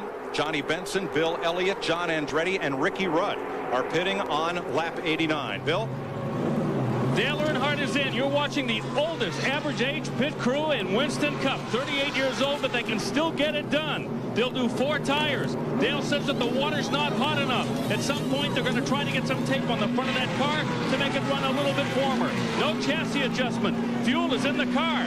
Electric tire hung up just a little bit. That slowed them down as the last drops of gasoline go into the number 3. He's good to go. Jimmy Spencer, Scott Pruitt, Robbie Gordon also came in on this lap. Kenny Irwin is in, and Elliott Sadler for the famed Wood Brothers. Here's Joe Nemechek making his pit stop. All these are green flag pit stops. Sterling Marlin is in, but the leaders continue to run. I wonder how long they'll continue to run, Mike. Of course, they know how many laps they can run on a tank of fuel, but I think it's got to be getting close. Closer than you know, Ned. The leader, Dale Jarrett, should pit this time, and likely Rusty Wallace will come with him. You can go ahead and count on that. The 3 leaders will come down pit road. I guarantee you Rusty Wallace will come in with him. Matt Kenseth is in as Kenny Schrader leaves. They're working on Steve Park's car here, the number 1. Kyle Petty is in. Kenny Wallace, Stacy Compton, and here come the leaders down pit road under green. 55 miles an hour once they hit that first line. That's the speed limit on pit road for crew safety. Ralph? Here comes the leader, Dale Jarrett, to a stop. Mike Trower and Kevin Gilman go to work on the tires. A good pit stop. They'll have that first lug off before the tire even stops spinning. Rusty Wallace's crew already around to the left side, as is Dale Jarrett's crew. They're going to go out together after making their adjustments. Dick Bergen. Tony Stewart is in his pit, as is his teammate Bobby Labonte in front of him. Stewart stopped just a bit short because the 31 of Skinner had already pitted. That ensured he would not get blocked in. Oh, Stewart has stalled the car on pit road. Oh, and now he's hit a tire. He is pushing a tire up pit road. He's wiggling the car, trying to get rid of that tire. He's still got it. It's finally gone. Oh, a tough break for Tony Stewart. Tough break. Pushed that tire all the way up pit road. And look what that will do to the front valence, the front spoiler on Tony Stewart's car. Boy, you know, when you do that, you pick that tire up, and there's so much friction there. 9 out of 10 times it'll bend the middle part of that valence in, and that makes the car very hard to drive. Chad Little picked up the lead in the Daytona 500, not having yet made his pit stop, and led that last lap by. 92 laps complete. Here's the tire being pushed back behind the wall. Now that was a tire that had been taken off one of the car as Chad Little surrenders the lead and makes a pit stop. And the tire carrier takes that tire off and sets it down flat so it doesn't roll. And apparently it was set down out in the lane to where Tony Stewart collected it and just shoved it like a hockey puck the length of pit road. Early damage to Wally Dallenbach being taped over and a new nose piece going on there. Trying to improve the aerodynamics. And then so far that championship pit crew that Dale Jarrett has hired is really making a difference. Right now he's pretty much out there right by himself. Rusty's trying to catch back up, but this car's motoring. It is, but he's running behind Mark Martin, who had made that pit stop earlier, and we predicted that he'd be the leader after these pit stops. All right, let's see what happened to Tony Stewart. Look at the orange car on the right side of your screen, just behind his teammate, Bobby Labonte. Okay, the trouble is this tire right there. He's going to pick it up and take it right down pit road. That was, I believe, the right rear tire from Bobby Labonte's car. You know. And what happened to Dale Earnhardt? Here's the fuel man finishing up with that first can. Here comes the second can. Oops. He missed. He slipped. Slipped and might have spilled a bit of gas there on the first can, and the fuel man slips in it, misses the receptacle. 93 laps are complete in the Daytona 500. Mark Martin is the leader.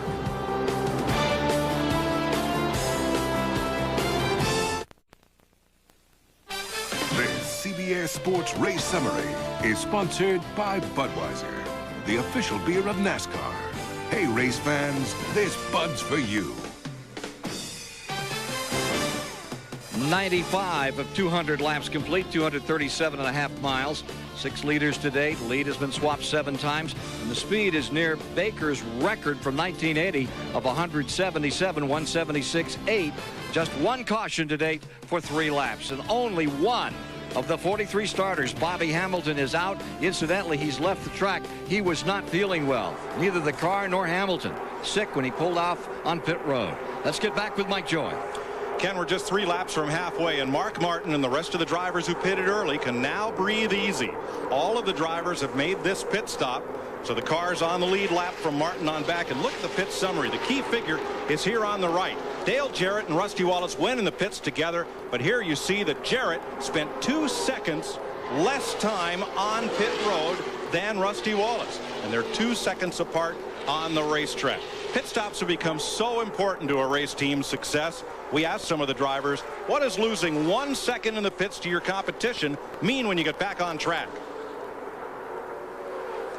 Well, if you look at how far we travel in a second under a green flag, it's almost a football field, if not more than a football field. So if you lose a second on that stop, that may make the difference whether you stay in a group of cars or if you are the first person that's fell off the back of that pack.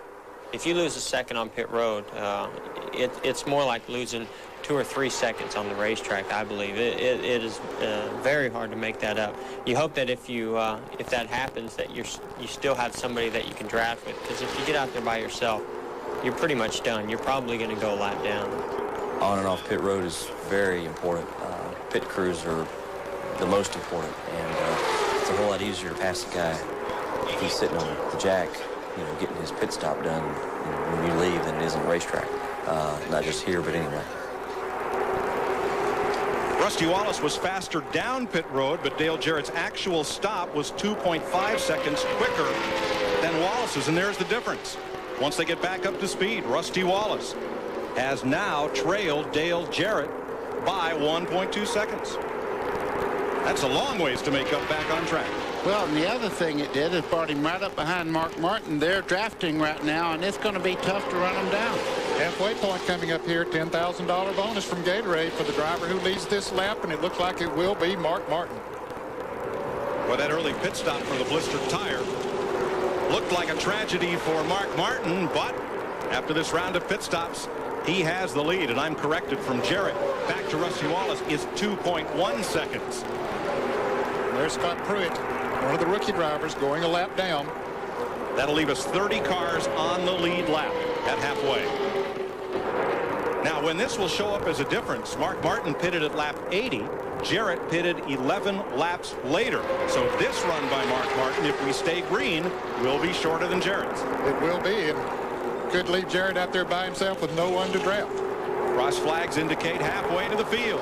Dad, I got to tell you, that 2 car is just a little ways back, just about a second. So if he gets out there by himself, I think Rusty can maybe help him there. So it looks like the game plan may get back together before it's all over.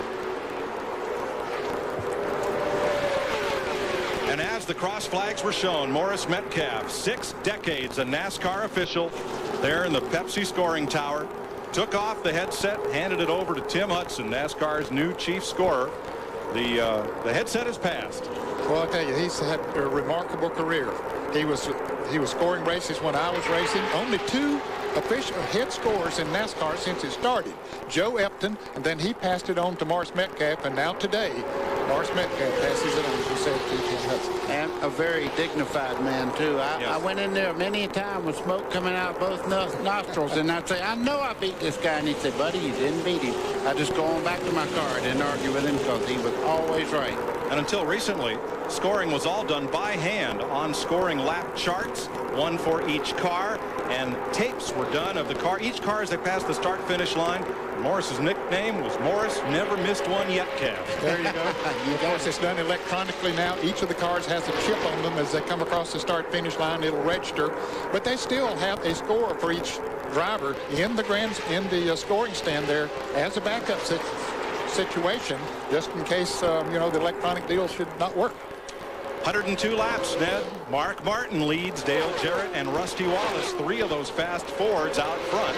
Michael Waltrip, Ward Burton, Dale Earnhardt in 6th, Bobby Labonte, Tony Stewart, despite playing hockey down pit road with that errant tire, is 8th. Jeff Burton is 9th, and Joe Nemechek is up into the top 10.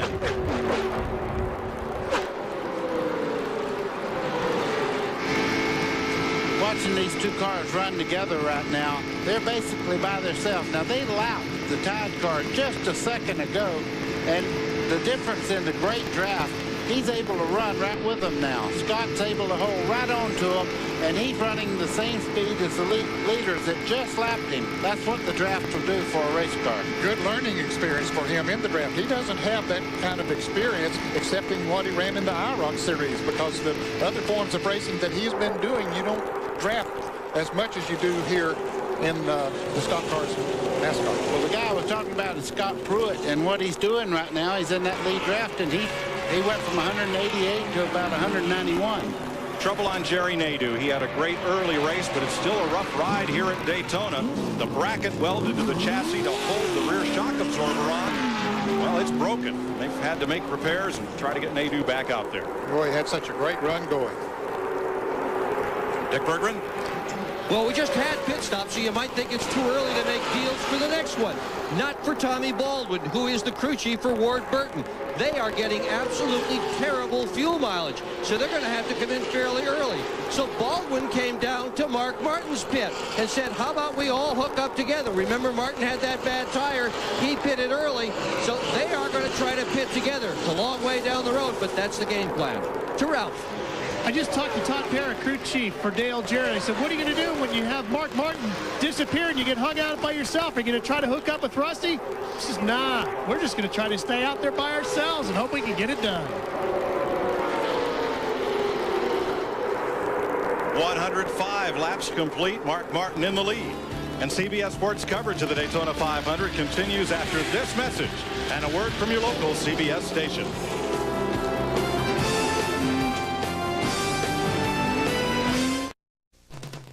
CBS Sports presentation of the Daytona 500 is sponsored by the Home Depot, the official home improvement warehouse of NASCAR. Pfizer, where life is our life's work.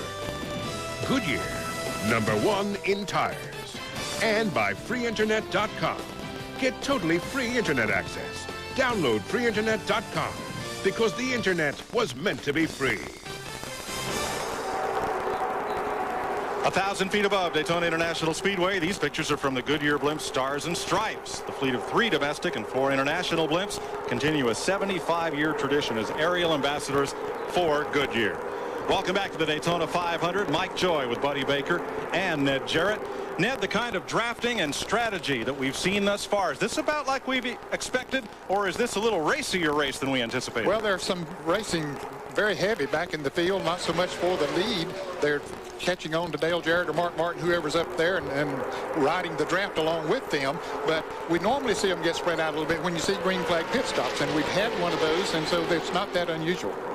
Dale Jarrett has won this race twice with the other 2 drivers up front, Rusty Wallace and Mark Martin. It's been a long time coming, buddy.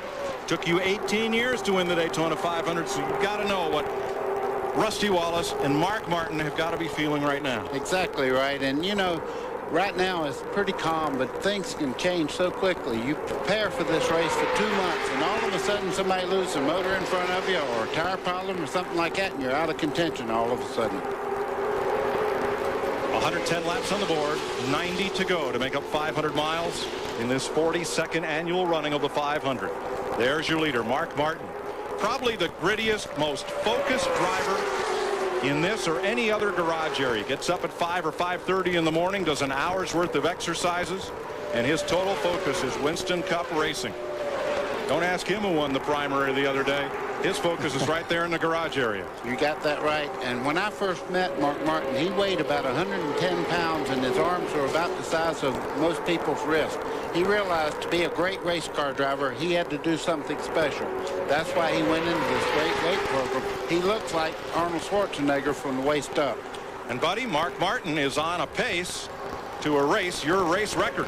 Yes, I know it.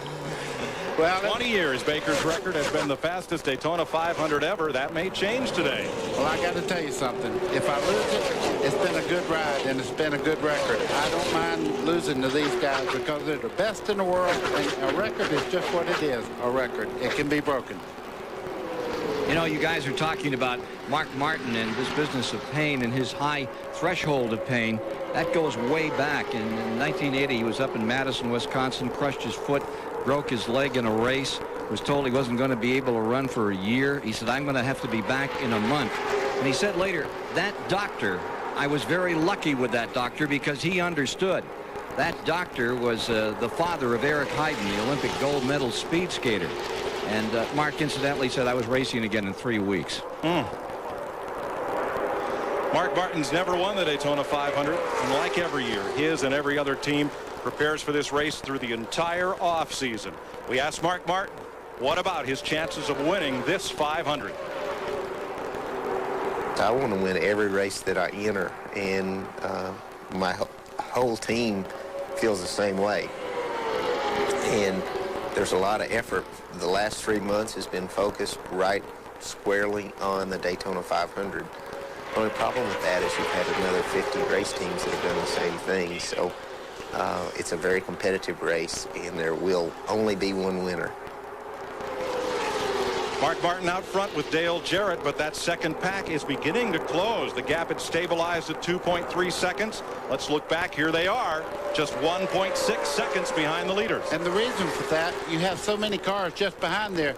These two cars just behind the Mark Martin and Dale Jarrett cars are back just a little bit, and they're actually holding the front bunch as that other group is motoring right up on them, and Rusty Wallace has a car equal to any car that's in front of him right now. Now, how would you know that, Buddy Baker? Well, I've had to do that before. I came out one time 18 seconds behind, and they kept calling off the times, and I kept picking up and picking up. It's a great feeling. Oh, and the car. Yes. I drove that number 2 in some test programs. Rusty broke a collarbone in a skiing accident. He called me and said, would you go to Talladega for us? And I went, are you kidding me? And I went down there, and I'm going to tell you something. It's the first time I've skipped to the shower in a long time. I felt like a kid again. I enjoyed it, and it's nice to see the car run well, but I pull for everybody out there. And I want you to know, because I tested for him, he had a broken shoulder, has nothing to do with the way I feel about the rest of the people in this field. Wallace was skiing. He was 50 feet from the bottom of the mountain on the last run of the day. Got his tips crossed up. Went end over end. But he's okay and out here in third and maybe in a position to win his first Daytona 500. 115 laps are complete.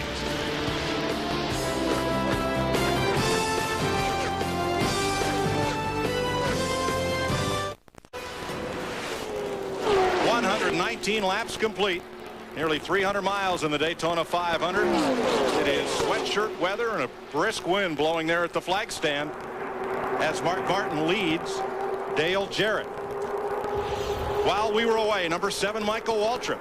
Michael Waltrip back there loses the back of the car from the draft off of the 3 car on the high side. You see him go on the flat. He fights for control. Jeff Burton saying hold it just behind him. He gets it back straight. No harm, no foul. Good job of driving there, though. That thing could have got away from him awfully easy. What did Jeff Burton see? That's Michael Waltrip just ahead. Whoa. Yow. Got those left wheels down below that yellow line and gets it straightened back out, though. And Waltrip continues to run in the 7th position. Let's ride with him with that Nations Run onboard camera. Remember, Waltrip had a bad flip yesterday in the Busch Series 300 miler, but he's okay to go today. Mike, he's running straight right there. And he comes off the corner. We're riding with Michael Waltrip down the back straightaway. He's glad to be going down that back straightaway, because usually when you lose the back like that in the draft, you don't get it back straight. Just great driving got him corrected there. 300 miles, 200 to home.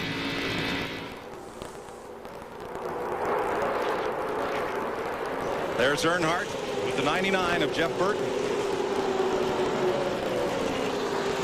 Can Earnhardt win an 8th Winston Cup championship? You know, I think he can. I think there's so many people, though, this year that feel that they have a chance to win the championship.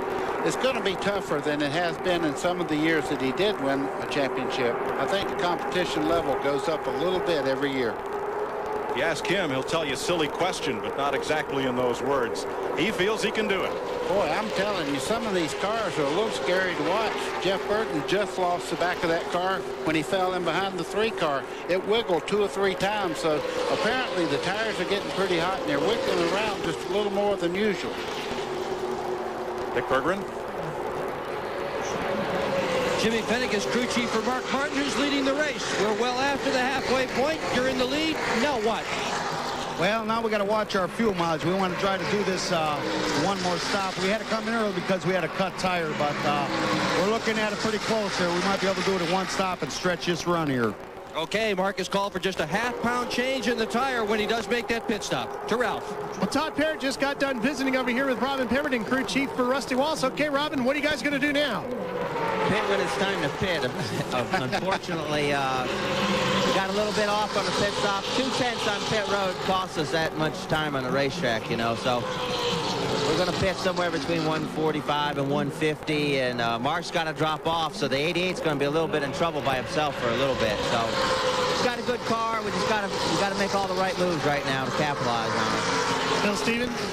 I'm with Kevin Hamlin once again, Dale Earnhardt's crew chief. Kevin, you tell me that these long green flag runs change the handling on the car. The car's better at the beginning of the run than the end of the run. Can you fix that? We're working towards that direction. We're still just getting a little bit too tight the longer we run. And in the next stop, we're going to make a couple adjustments to see if we can't help that. Richard Childress, the team owner, also on the headset. He's been talking to Dale throughout the day as well. These cars get about 7 miles to the gallon on the restrictor plate tracks, only 5 miles per gallon, where they run them the engines unrestricted. You wouldn't settle for that in your family sedan, but then you don't commute to work at 190 miles an hour either. No, that's for sure. And these cars, they go forever on fuel, as you say. 124 laps complete. Mark Martin with Dale Jarrett in his draft, and Rusty Wallace now just 1 second back of the lead.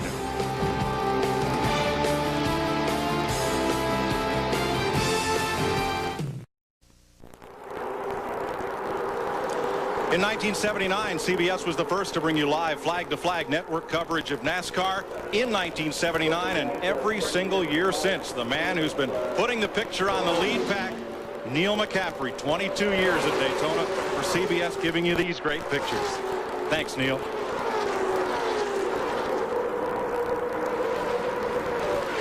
$128 laps. Going to be at least one more pit stop.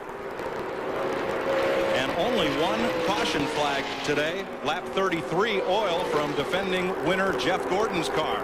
Brought out the first and only caution. And I'm watching Rusty Wallace. He'll run these guys down, and all of a sudden he'll just take off. I think he's having some kind of problem.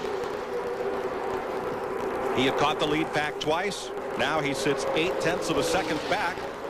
Now 2 lap cars are in this front 4. Elliott Sadler 21 and Scott Pruitt. Let's have a look at the 12th place car. Excuse me, Ken Schrader is now in 13th position, and here's our wrenchhead.com telemetry on board Schrader's Pontiac. 185 there as he comes off the corner. 186, 87 as they go through the dog leg here in the front straightaway. 191, 92. But we saw. Do I hear 94? No, but we saw numbers 195 when they were on fresh tires. That was the point I was making. Normally, the front part of the straightaway here in the Friable is the fastest part of the racetrack, and it's getting a little help today from a tailwind blowing from east to west. So that's really shooting them up there, going, and even after they've run this long on the tires. Pass at 6th place. Michael Waltrip and Tony Stewart go past Earnhardt. Go right by him down the back straightaway. These two guys are working together right now. Michael Waltrip was very lucky to be going on. Just a little while ago, he lost control of the car down in the corner, lost the back. Actually, the draft pulled him around, and he went down on the flat part of the racetrack, fought back straight. Now he's back on the go again. The Home Depot cam on board Tony Stewart. Running right in the tire tracks of Michael Waltrip. And that's a good sign for Tony Stewart. He's able to keep that car down low in the draft behind another car. That's usually when they take off and start pushing up the back, because the air off that front car starts to roll down the straightaway and pick the nose of the car up, making it try to go out to the outside of the wall. The two-time winner of the Daytona 500, Sterling Marlin, has just gone a lap down. Steve Park right now, he's going a lap down as they work the inside there. Steve is running in 27th position, but that'll leave 26 cars on the lead lap. And let's update you on the $1 million bonus. The Winston Noble 5 program. Dale Jarrett, those cars with those Dayglow numbers on the roof, and the front valence and the rear spoiler in Dayglow red are the No Bull eligibles. Dale Jarrett right now in second. He and the lucky fans selected to pair up with him to win $1 million if he drives into victory lane. Dale Earnhardt is 8th. Ricky Rudd is 18th. Ward Burton is 9th. Kenny Wallace is 34th. They're the 5 eligible drivers. Yes, and Dale Jarrett has already won $1 million bonus in that plan that they have. And I know that guy sitting over in the infield that can win $1 million too. I bet he's jumping straight up and down. Got to be feeling pretty good right now, at least. Joe Nemechek off the pace. Caution has come out. There's Nemechek's Andy Petrie Chevrolet slow in the back straightaway. And this has to be a break for Mark Martin, because Mark had to be coming in before too long because he was off sequence. Now he'll get back on sequence with everyone else as we see Nemechek continue to come around the racetrack. And Ned, he is the reason for the caution flag. Fluid from his car noticed by the observers in those 76 balls around the racetrack in each corner. And NASCAR, in the interest of safety, brings out the second caution of the day. You saw on the telemetry it shut the engine off. Some front end damage to his Chevrolet. A couple of cars got laps back there. Elliott Sadler and Scott Pruitt got back on the lead lap. Steve Park liked about a half a car length of getting his lap back. Problems under the hood, and Nemechek has radioed in. He thinks the engine's blown up. That would make him only the second retiree from the race, joining Bobby Hamilton. We have this second yellow flag. Lap 133. And boy, this is a welcome yellow flag for a lot of drivers out there that would need to come into the pits, get some adjustments on those cars. But looking toward the end of the race, Ned, if they stop now, they'd still need one more pit stop. Yeah. 67 laps to go. You're right. On a pit stop, Fritos takes you inside the race to show you. There's the NASCAR official as the team changes right side tires. The jack man then moves around to the left side of the car. The tire changers are already there. Second can of fuel, you'll see at the top of the screen. All of this in only 9 seconds. There's that second can going in. All this action is continuous as the left side tires are changed. And in less time than you can get your credit card into the slot at your local gas station to pump your own fuel, 4 fresh tires and a tank of 76 racing gas. Mike, they have stopped Steve Park. He's waiting for he passed the guy that beat him back to the flag, so he's parked on the front straightaway. He's got to go behind the pace car now. There's a look at Park, who has to wait for the field so that he does not gain a lap on the rest of the cars. And here they come behind the Pontiac safety car. Look for pit road to be a feeding frenzy. Oh yeah, it's feeding time at the zoo here, and a lot of adjustments on these cars as they head down pit road. Now the pressure goes on the pit crews to try to get their driver out first. Top to bottom, leader Mark Martin, second place. Dale Jarrett, third place. Rusty Wallace come into their respective pit stalls. Dick Berggren. And Jimmy Fennick has just guided his driver down pit road, telling him exactly how far away he was. They are tearing the plastic off the windshield. That'll give him a clear view for the rest of this race. Darrell Shaheen. 4 tires in field for both Rusty Wallace and Dale Jarrett. Rusty Wallace was pushing a little bit coming off of turn 4. A little slow on the left rear for Rusty Wallace. When they get it fixed, they'll make an air pressure adjustment to Rusty Wallace. Bill Stevens. Dale Earnhardt is in. Dale Earnhardt is out. They put 4 tires on the car and added more tape to the front of that car. Kevin Hamlin said they hope that'll give it a little bit more downforce and correct that aero push they've been experiencing.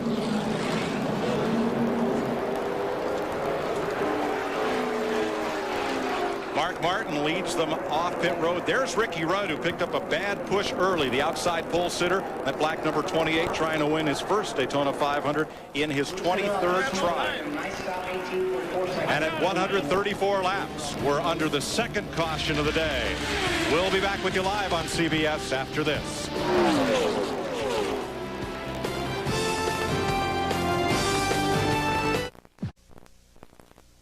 This CBS Sports Race Summary is sponsored by Haviland. Add more life to your car. In the 42nd running of the Daytona 500 with 135 laps now complete, 337.5 miles. 6 leaders, 7 lead changes, average speed 178, and that's going to go down with this caution period now underway. Second caution of the day for 5 laps. Bobby Hamilton, we had that report that he was feeling bad. He was feeling mad. That's what we were now told, and well, he should. He's a guy that could win this race anytime, but had an engine failure out there and has left the track. 2 retirees of 43 starters, and here you see the rest of the field getting ready to get at it again. And let's get back in the booth with Mike Joy.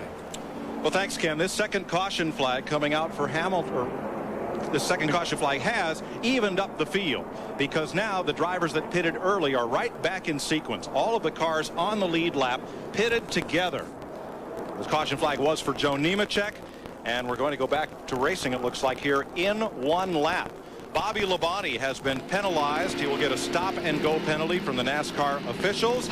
During the tire change on Labonte's car, one of those tires rolled out into the pit lane, and that's a violation. Let's look at what happened. Labonte's will be the green car. There goes the tire. Unfortunately, everyone was able to miss it. As if, yeah, Michael Walter coming out there, he misses it.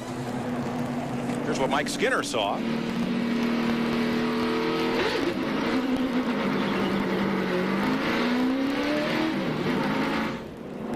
And Labonte serves his penalty. We also saw Dale Earnhardt Jr. lose some spots leaving the pits. Rookie mistake, took off in the wrong gear. That happens. Wednesday on CBS, don't miss the Dixie Chicks, Faith Hill, and many more performing live. Who will take home a Grammy? The world will be watching Wednesday on CBS.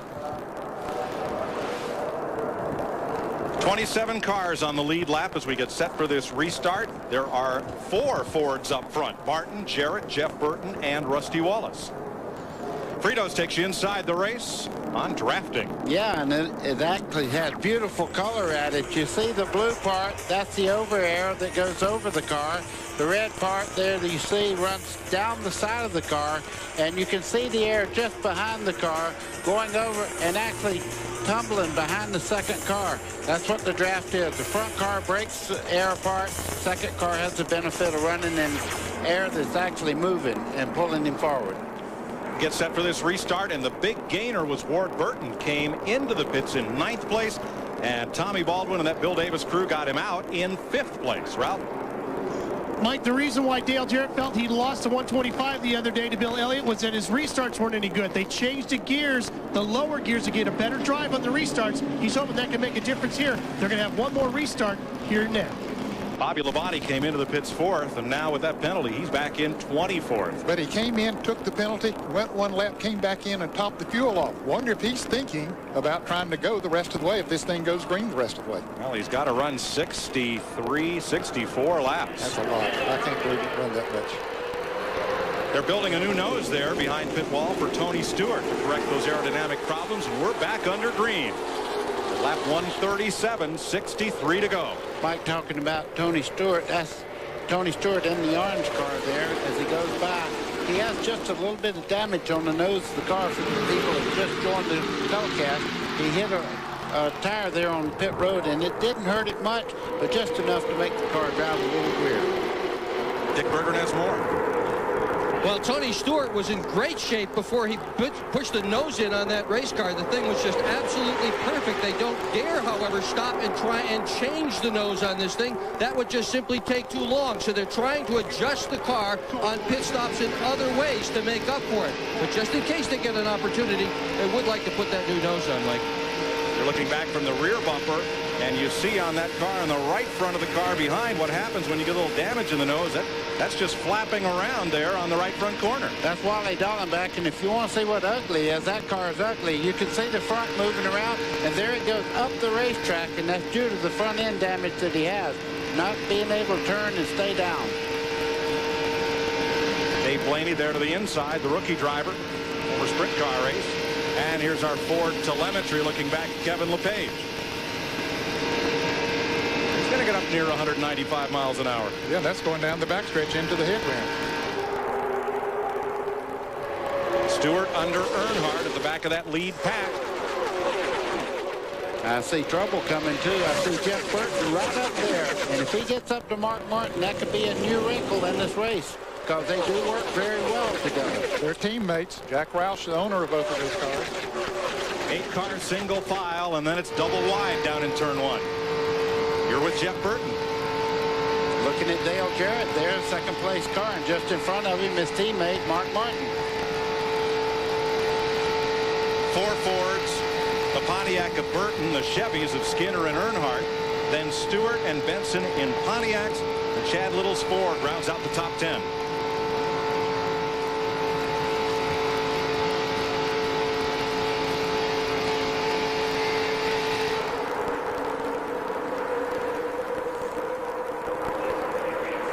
Martin on point. And there's that lead single file draft. 8 of them. Back through Stewart. And Johnny Benson trying to break out and join that group. White Pontiac. All these cars are on the lead lap. Right here in these 9 spots. Martin the leader, Jarrett, Jeff Burton, Rusty Wallace, and Ward Burton the top 5. Skinner, Earnhardt, Stewart, Benson, and Michael Waltrip the top 10. Little, Schrader, Andretti, Earnhardt Jr., and Elliott 15th. Then Rudd, Mayfield, Kenseth, Cope, and Pruitt 20th. The Labonte brothers, Terry and Bobby, Robbie Gordon, Elliott Sadler, and Kenny Irwin 25th. Jimmy Spencer and Robert Presley 27th, the last car on the lead lap. 1 lap down, Steve Part, Kevin LePage, Dave Blaney, and Stacy Compton. Sterling Marlin, Ed Barrier, Kyle Petty in his 19th try, Rick Mast and Kenny Wallace. Mike Bliss is 3 laps back, as is Darrell Waltrip, the '89 winner. Jeff Gordon had an oil leak early. He is 5 laps down. Jerry Nadeau spent 4 laps in the pits. He is 6 laps behind. Wally Dallenbach 15 laps down after repairing body damage. Only 2 cars out of the race, Joe Nemechek and Bobby Hamilton. 5 Fords pace this field right now. They're nose to tail. 5 Fords, and then comes the Pontiac with Ward Burton.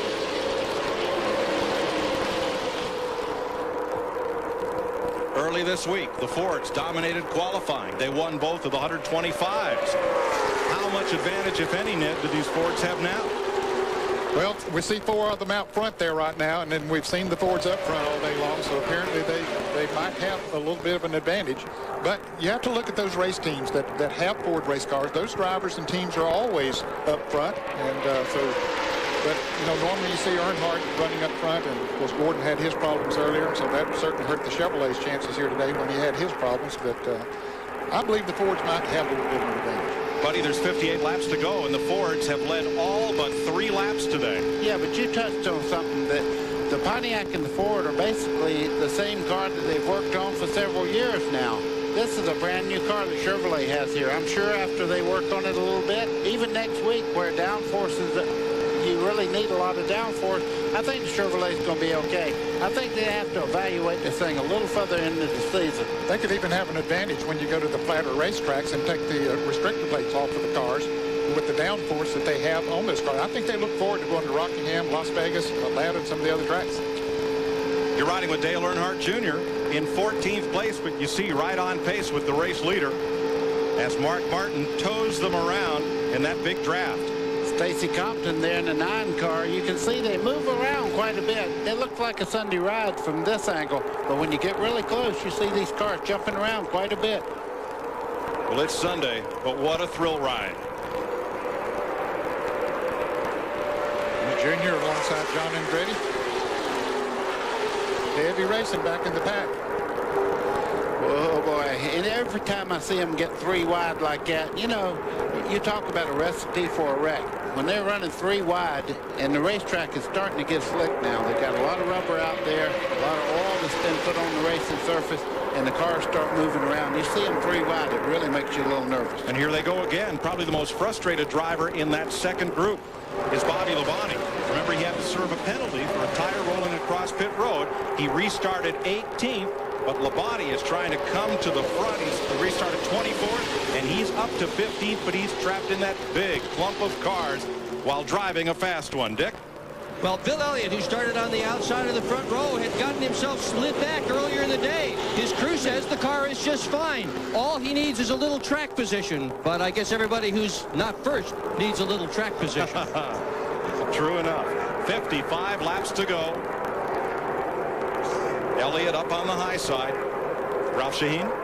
Mike, Bobby Labonte had dropped down on pit road to top off fuel before this last restart. Jimmy Makar, his crew chief, radio back in and said, Bobby, you're still 1 lap shy of being able to go all the way. And he told him to try to save some fuel. He can do that by working the draft. Boy, that is stretching it. That's going a long way. But if there's one team that can do it, they are it. I didn't mean to interrupt. That looked like we saw a caution being made there. Dale Earnhardt Jr. was almost collected then. He moved over just a little bit, almost made contact to the car to the outside. There's Ricky Rudd coming up on the back bumper of our Circuit City Cam on board Bobby Labonte. Labonte's now climbed to 13th place after restarting 24th. He is in heavy traffic now, running side by side. That's Steve Park in the yellow car on the outside. Here comes Ricky Rudd right up on his back bumper. Said, I'll help you a little bit. Oh, I love that. That's what this racetrack's all about, working together, pushing a guy down the straightaway. You'll see 200 RPM gain when you push a guy like that. And on the straightaway, that's fair game. That's considered help, right? Well, I always used to beg them, come on, let's get going here and get away from these people. Our Texaco Haviland Cam with Ricky Rudd. Now in 15th position. Rudd started on the outside pole after winning his Gatorade 125 here Thursday. 53 laps to go. CBS Sports coverage of the Daytona 500 continues after this message and a word from your local station.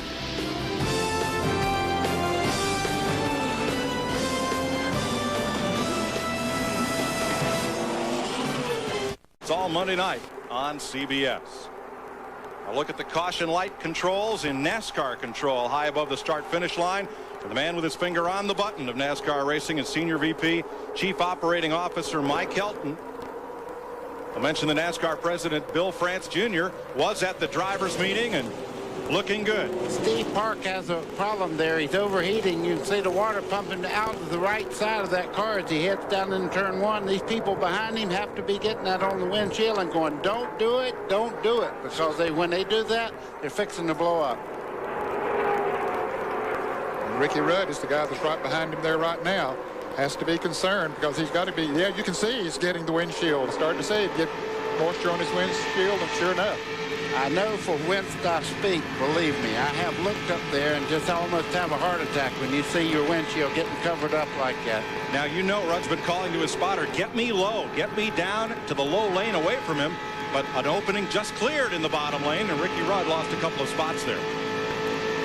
Steve Park, if they boil all the water out of that engine, he's going to lose it. Well, he's definitely losing water right now. He may back out of that heavy traffic there and cool it down some and not get rid of all the water, but if he pumps it out, it'll blow up. Now there you see the radiator overflow is at the right base of the windshield. And the reason they put it there, if you're not looking at the gauge, they look over there and they see that it really just starts fogging the whole right side of the windshield up, and you will see it. You see him pulling over right now. So Park, the former runner-up and most popular driver in NASCAR's modified series in the Northeast, will have to come to pit road. 8 drivers now have broken away. You see that lead pack as they come to the start-finish line there, led by Mark Martin. They've broken away. Tony Stewart's car ran up there with them for about 10 laps after this caution flag, but he can't keep up anymore. Cars in that lead pack are Mark Martin, Dale Jarrett, Jeff Burton, Rusty Wallace, all in Fords.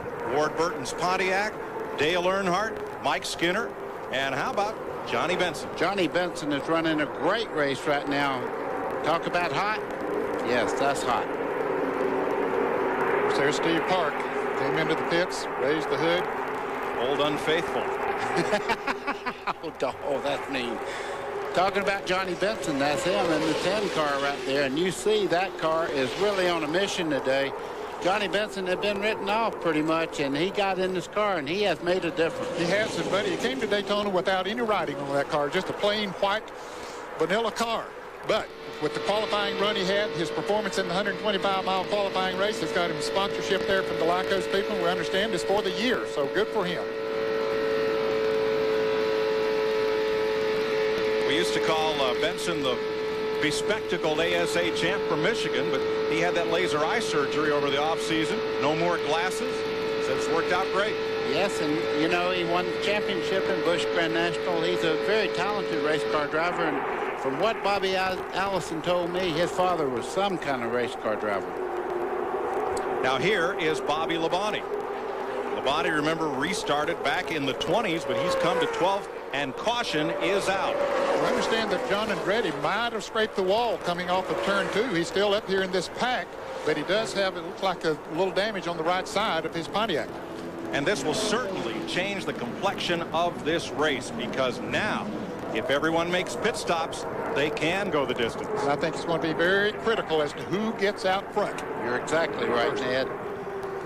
And we'll see which pit crews best earn their money right about now. Talk about pressure. Drivers have pressure. When they come on pit road, you want to talk about pressure. These guys, they perform, and they perform well.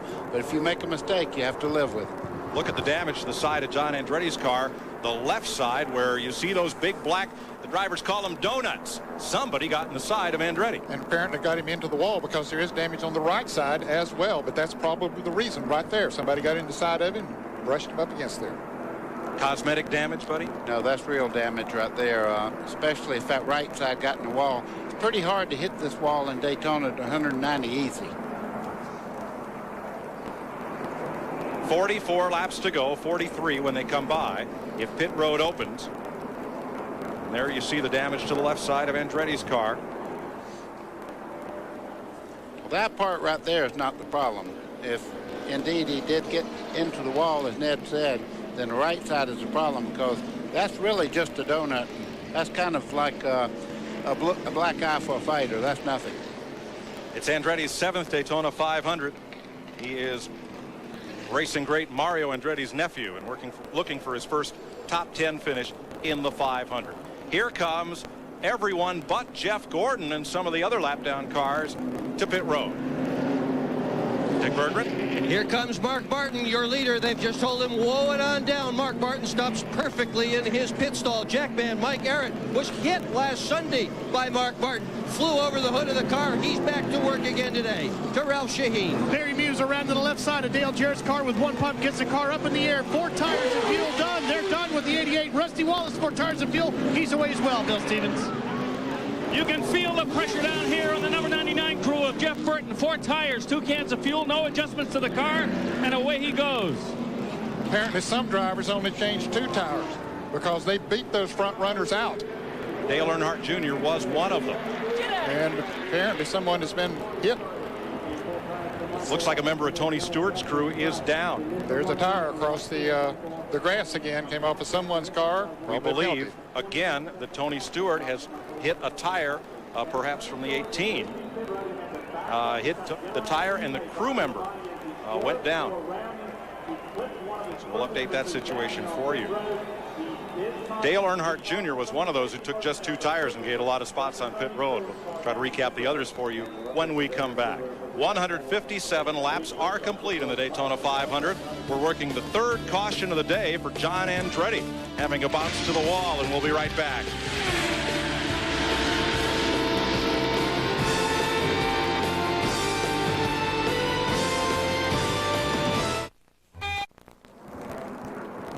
Welcome back to Daytona. Mike Joy with Buddy Baker and Ned Jarrett topside, high above the Daytona International Speedway. Caution continues at lap 158.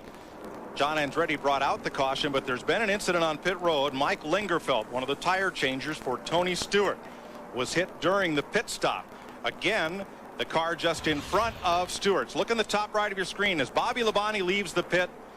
The right rear tire is left out. There's Lingerfelt going to get it out of Stewart's way, and he just can't get out of the way in time. But he had the presence of mind to shield himself with that tire from the front end of that car. I think that saved him from maybe a serious injury. And it looks like Lingerfelt will get a ride to the care center to be checked over. He is the 3rd crewman to be hit this Speed Weeks in Winston Cup racing. Yeah, the damage to him was done when he hit the asphalt, I believe, as opposed to the car, because the car didn't actually hit him. The tire shielded him a little bit. Jackman Robert Larkins and Jackman Mike Arrett were hit earlier in the week. Both are okay and both working here today. Well, we got a new leader. How about that, Ned? The 106th different driver to lead the Daytona 500 since the race began in 1959, Johnny Benson. And he did it by apparently just changing 2 tires. Dale Earnhardt Jr. came out in second place. Just took on 2 tires. Dale Earnhardt Jr. was way back in the pack there. He was fighting his way toward the front, but I'm telling you, come out in second. That's great. Dick? Well, we were talking about why we're having so many injuries on pit road, Mike. I think certainly part of it is the level of intensity down here. This is the Daytona 500, and everybody is absolutely pushing things to the limit. We are seeing 15, 16-second pit stops here, and when it goes that fast, just nothing can go wrong and have everything work out just fine on the other end. Lingerfeld has a potential leg injury. Other than that, he seems to be okay. He is left here on a gurney. He is moving around. We wish him well. Thanks, Dick. We have 41 laps to go in this 42nd running of the great race. The Daytona 500 live on CBS as it's been every year since 1979.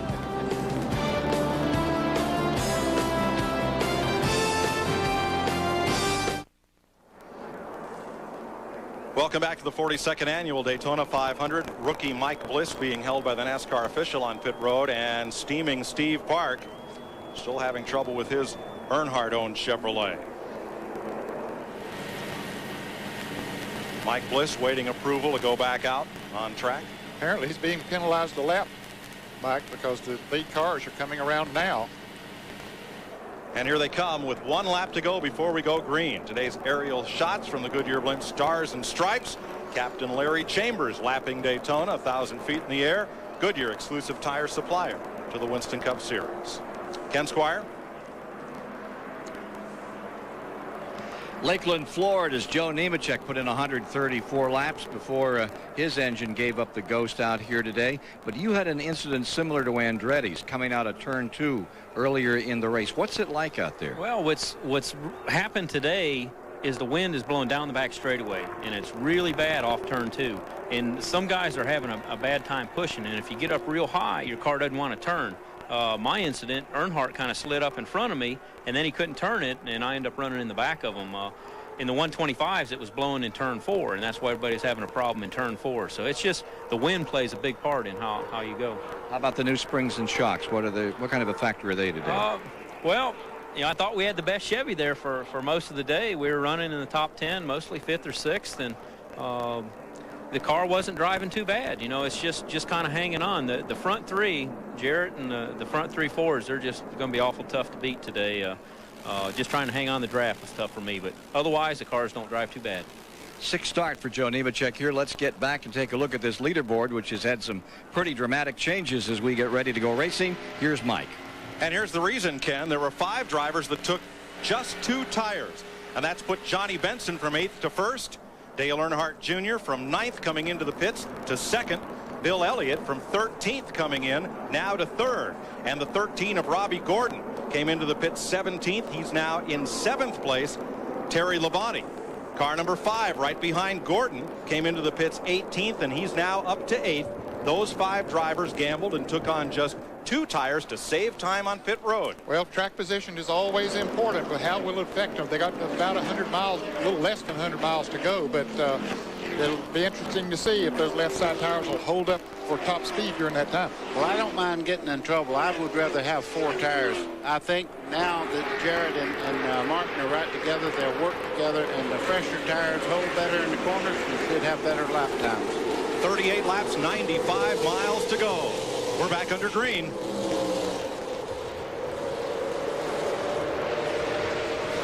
Jeff Gordon down on the inside. He is still 5 laps down. Had that problem with an oil leak early in the race. Well, Benson's edged out ahead of the field just a bit. Here comes Elliott and Earnhardt Jr.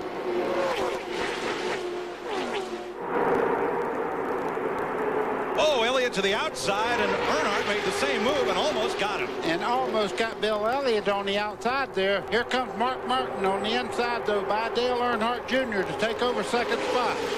And Martin, like Dale Jarrett right behind him in the 88, got 4 tires instead of 2. Now Elliott with a good run off the turn 4, though, shoots back up there in 2nd place. Boy, he's got a strong car. He came off the corner there pretty much even, and he pulled right on up there. Now, can Dale Earnhardt be helped to Earnhardt Jr.? Well, down the straightaway, yes. In the corner, they have a little different line. I think Earnhardt Jr. right now has got to drive his own car. His dad's behind him right now. If he can get some help from him, it'd be great. But he's got to drive his own car. Dick Berggren. Well, one of the things that has happened here is some of the guys who took 2 tires not only got better advantage on the racetrack, their cars have gotten faster. Earnhardt Jr. is one of them. His car has been pushing, so 2 tires will loosen it up a little bit, and that's part of the reason he took just 2. And Buddy Baker, you are absolutely right. Jarrett and Mark Martin working together is a result of Todd Parrott coming down to Mark Martin's pit and saying, let's hook up, go to the front, and get this thing. Here they come. You see them from the Bud Cam on Earnhardt Jr.'s car, right side of your screen. Number 6 Martin, and right behind him, 88 Jarrett. Now they're running the low groove. That's where they chose to go after the restart of the race. And right now the outside groove seems to be moving a little bit better. See Mark Martin there trying to get by Dale Earnhardt Jr. I think as they go along and the heat gets in the tires, you can see Mark Martin a little quicker in the corner there. Bill Elliott up there really working on the 10 car of Johnny Benson. Boy, Tony Stewart just ran a whole lap, 3 abreast, and here they come 3 wide off the corner in the middle of that pack. Oh, that's close, and Stewart finally finds a space in the high groove. Boy, just behind them, I tell you what, my hair's standing up. These guys are 3 wide as they head down towards turn 1. This is a real scramble. You're going to find out who has the great car now.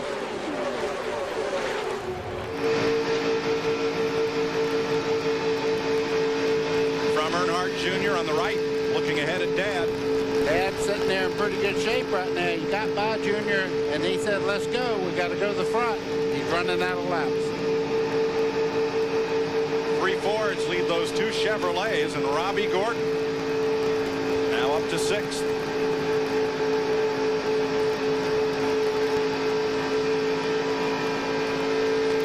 Buddy, when you raced against your dad, the legendary Buck Baker, was he a help or a hindrance to you? Oh, he's always a help, but I will tell you this. If I had a better car and I didn't take it to the front, I had to have something to do next week because I didn't have a ride anymore.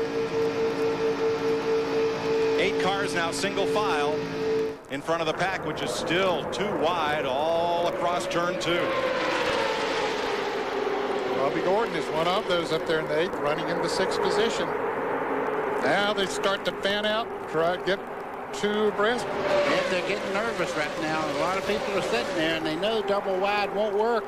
A lot of cutting off there. You see Dale Jarrett on the top side trying to get back in line with the guys on the inside. Robbie Gordon almost got in the left rear corner of him in the center of the corner. Johnny Benson leads in a Pontiac. Last Pontiac winner was Cale Yarborough, carried our CBS race cam in 1983.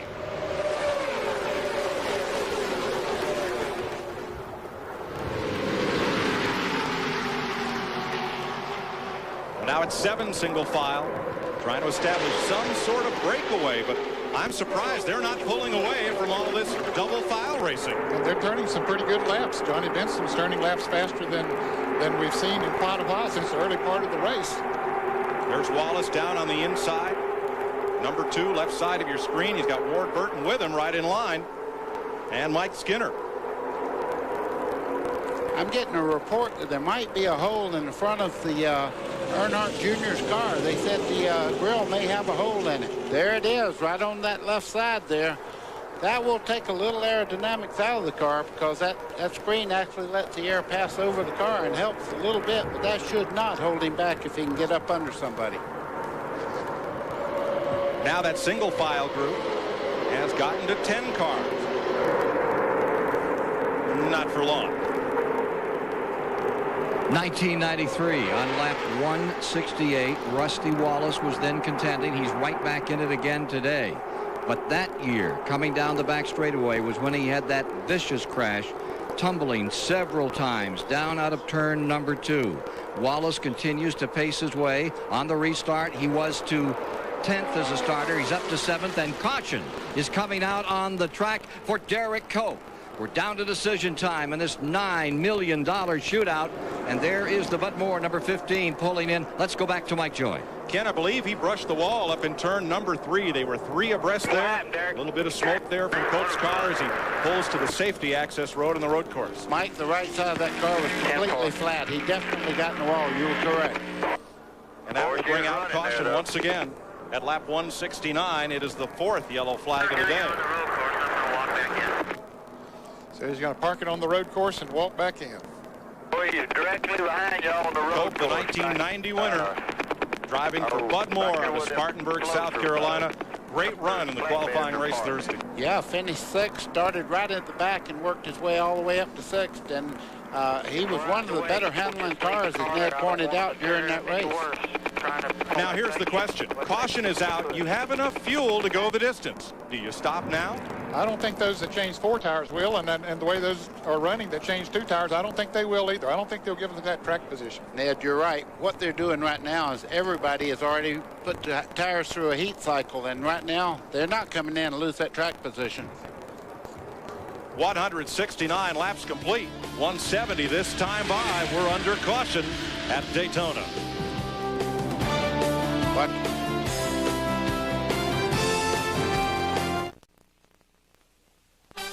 This CBS Sports Race Summary is sponsored by Ford. The latest innovations, the greatest traditions.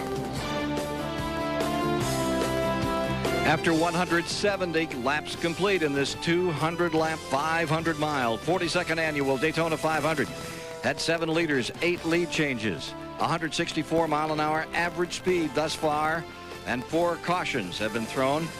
And we have 3 cars out, and we had 26 cars running about 4 seconds apart. There you see the attrition on the race. And what a story we have developing up in front with Johnny Benson out of Grand Rapids, Michigan, leading the field down. Let's go to Mike Joy. Bill Elliott, 2-time winner, rides in 2nd as cars make final pit stops before we go back to green. And in 3rd, just 3 months out of back surgery, is Mark Martin. We've got a Racing Electronics radio on board with Mark, and let's see if we can get a word with him, Ned. Hello, Mark. This is Ned Jarrett with CBS. You read me? Yeah, go ahead. Looked like you got a great car there today. Yeah, I'm really proud of this Valvoline Cummins Taurus, man. She's hooked up today. I think it's going to come down to who's got the most friends, though. We're going to see if we got any out here or not. Now, a few of those cars, Elliott, the 2 in front of you, Bill Elliott and Johnny Benson, only changed 2 tires there. That didn't seem to affect them that much, at least to this point. No, that's going to be okay. That's going to be a reasonable choice. But when it comes down to the last few laps, it might hurt them or it might work out okay. But the bottom line is really going to be who runs with who here, who decides to stick with who. Have you got a friend?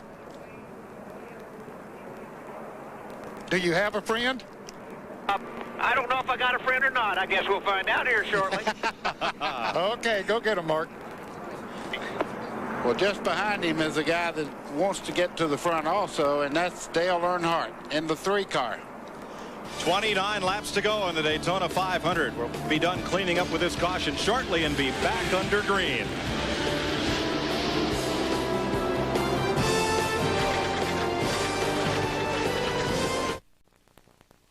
Budweiser, the official beer of NASCAR, is the proud sponsor of the Bud Polo Award, given to the fastest qualifier at each NASCAR Winston Cup race.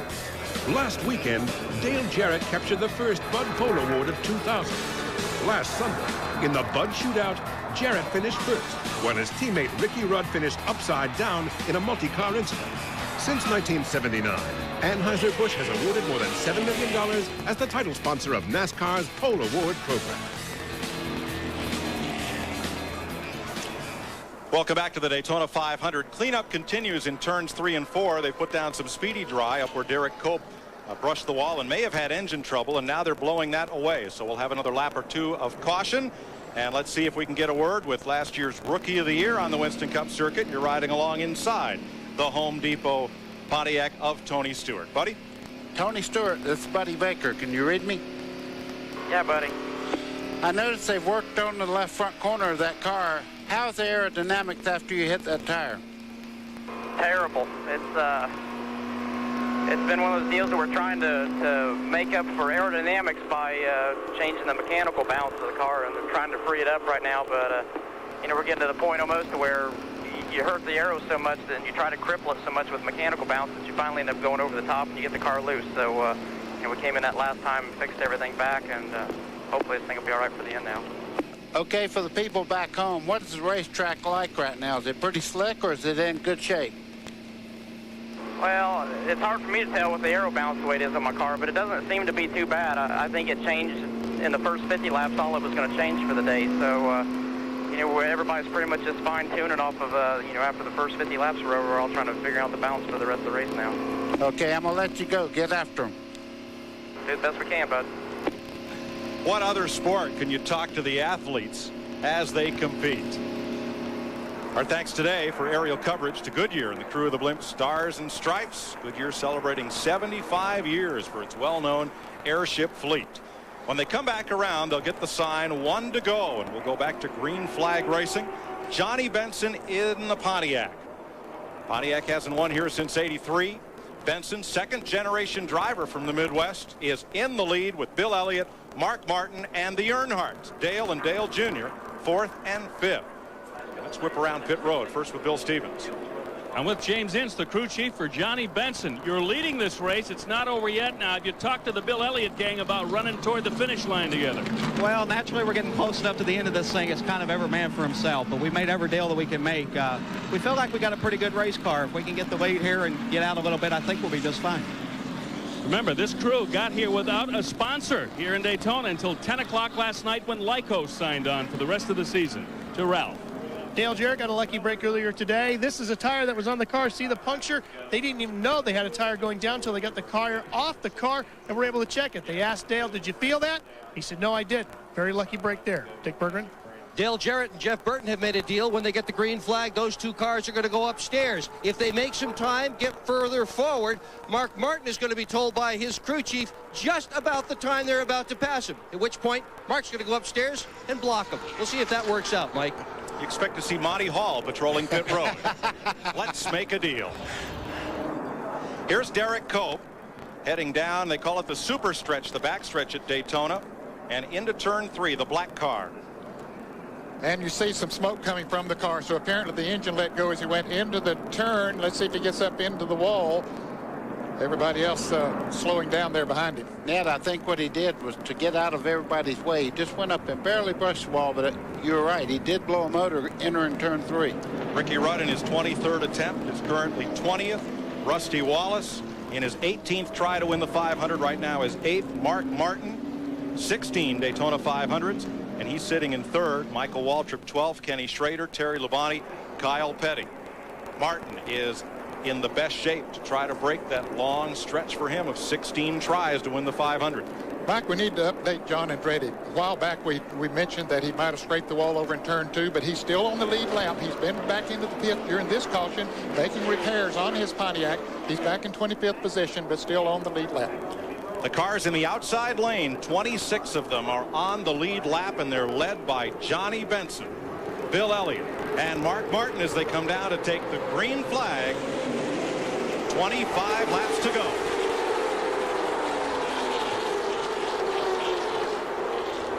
And the best thing right now that Johnny Benson has going for him is Jeff Gordon on the inside right there. They're not able to swing down and get a run on him off the corner there. As they head down towards the back straightaway, you can see Benson's holding them side by side. All week long, Benson's Pontiac has been better out front than when it's been behind other cars. I know one thing, he's making a statement whether he wins this race or not. You know, last year he was pretty well wrote off as not being that competitive on Major Speedway, but buddy, he's making a statement today. Benson was dropped from the Jack Roush multi-car team after last season. As from Dale Earnhardt, we look back at the Busch Series champion and Winston Cup rookie Earnhardt Jr.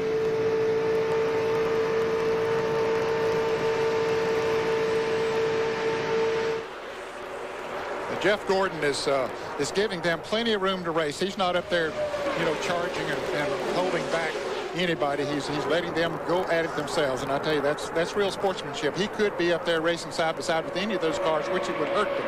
So he's a good friend to a lot of people there. Exactly right. He's pulling over and letting that outside line just go right on by now. But they're not waiting. They're starting to move around now. Oh yeah, the time's come. You got to go.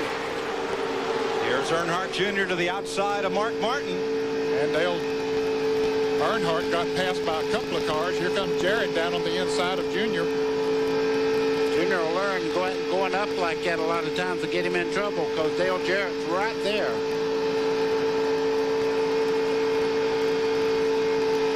Jarrett forges ahead to 4th place.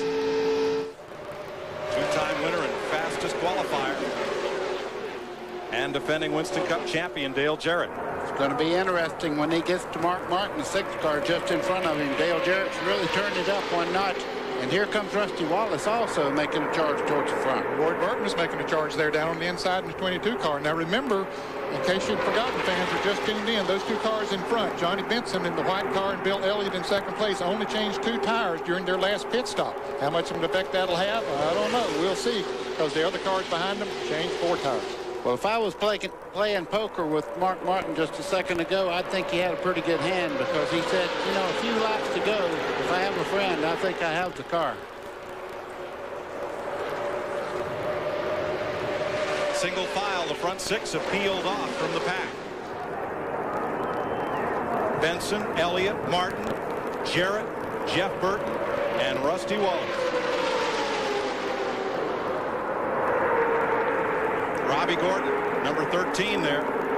And our Ford telemetry on board as he passes 93, rookie Dave Blaney. Well, he didn't hesitate to pull right up in the middle there, that 3-car situation, did he? Robbie Gordon go bear hunting with a switch. He's not afraid of anything. I've watched him in the past. If there's a needle, he'll drive through the eye. Here's Martin trying to make a move on Elliott down on the inside as they come to the start-finish line. He brings Jarrett right along with him. Oh, Bill Elliott's going to get clothesline. He is hung out to dry from that lead draft.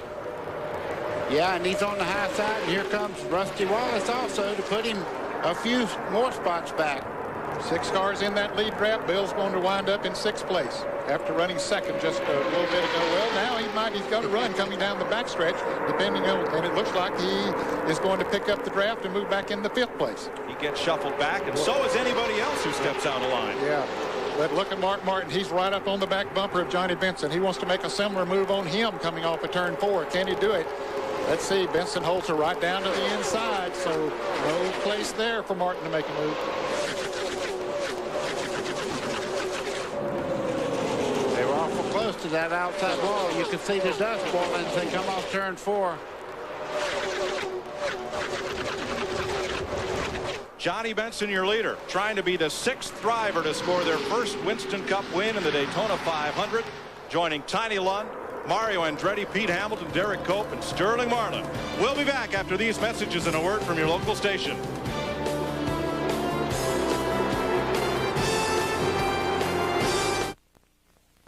CBS Sports presentation of the Daytona 500 is sponsored by Pepsi, the choice of the Daytona International Speedway and the 2000 Daytona 500. Exide NASCAR Select, the official automotive battery of NASCAR. And by Pep Boys. Cars like us. People love us. 16 laps to go when they come by. Look at this rush. 3 abreast. Back at about 15th place. Scott Pruitt in the middle in that 32. He said he needed experience. Believe me, he's getting it right now. 1 lap ago, Mark Martin tried a move on Johnny Benson, and Johnny slammed the door hard in Martin's face. And they are running some very fast laps right now. Over 191 miles an hour the last time around.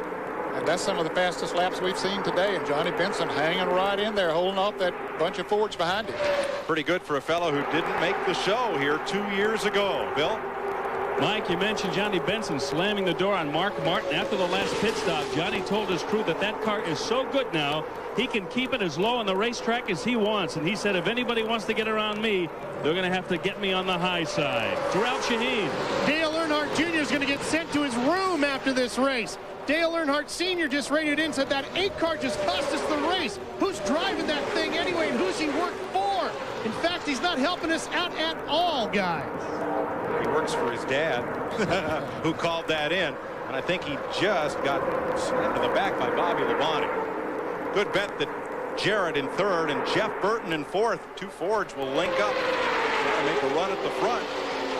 But you got Mark Martin there, who is Jeff Burton's teammate. They work awfully close together, so you know they try to help each other if possible. But any of us going to try to do whatever they can to win the Daytona 500. You're exactly right. And I'm watching Mark Martin move to the outside right there, taking a look. He's moved left side, right side. He's trying a lot of things right now. If he can get Johnny Benson to start working that mirror and get him offline, somebody will get by. 14 laps, 35 miles to go.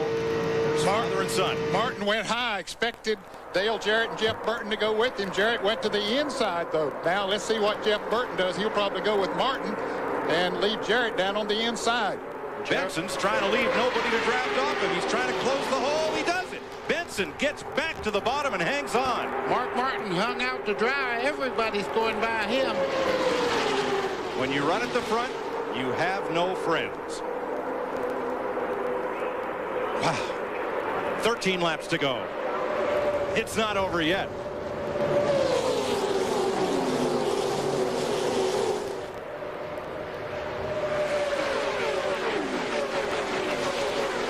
Johnny Benson right now, right on the bottom of the racetrack, and he better run that mirror right now because he has a lightning bolt just behind him. Dale Jarrett in the 88 is flying, and he has somebody that's been working with him all day, Jeff Burton, right behind him. Now, I don't just mean Mark Martin has no friends. Anybody who runs at the front of this pack is going to have no friends. Dick?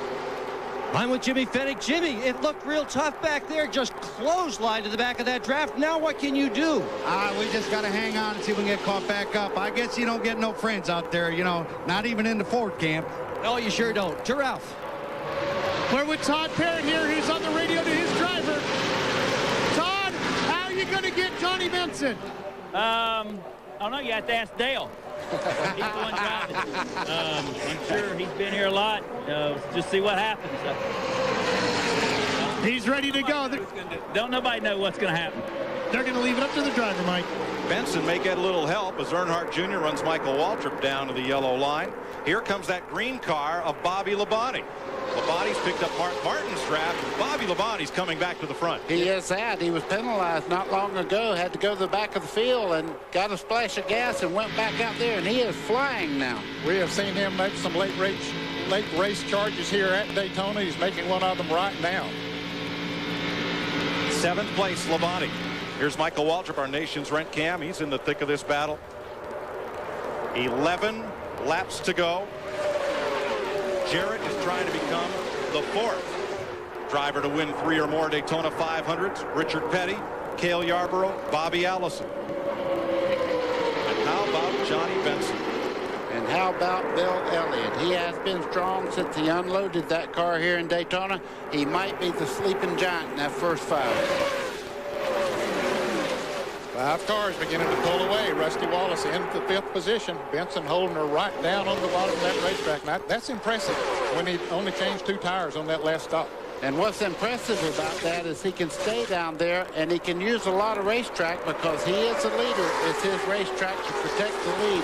He has cut a couple of cars off, but it's going to get tougher to do that as they get down to the last 5 laps or so. He cut a couple off, wouldn't you, if you were leading the Daytona 500 with 10 to go? Let me tell you, I do it in 5 laps into the race, so it didn't matter. I mean, if you're leading and you want, that's the safest place on the racetrack is out front.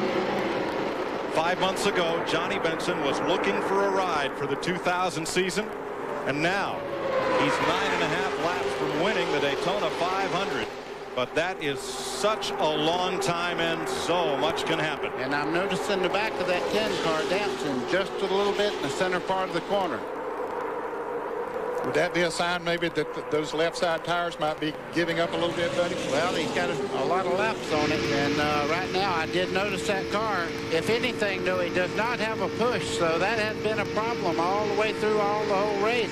His car's pushing. He's starting to hang the back out. You see him dance right there. You're riding with Dale Jarrett. Wally Dallenbach is just taking his car to the garage, joining Derek Koch, Joe Nemechek, and Bobby Hamilton. Mike, no matter whether Johnny Benson wins or not, he's wrote a piece of history here. He's worked very, very hard. He's leading the Daytona 500. He's the man to beat right now. Let's talk numbers. The first time a car numbered 10 ever won at Daytona in a Winston Cup race, 1985. Greg Sachs won the July 400 miler. Oh, trouble. Off turn 4, Michael Waltrip goes spinning in front of the pack, and here they come. 4 cars spinning. John Andretti, Kenny Wallace, 9 cars. Stacy Compton goes down pit road. Elliott Sadler gets caught up in it. Now they'll race back to the flag. And, you know, I think they'll get this cleaned up before the race is over. They'll get it restarted, but you want to be in front when you restart because you won't have many laps to go. So they're going to race right back to the flag. That's right, Ned. The leaders have not taken the caution flag. The accident happened behind them. Here comes Benson up in turn number 3. Jarrett a car length behind him. Wallace trying to gain some ground. That's Burton in third.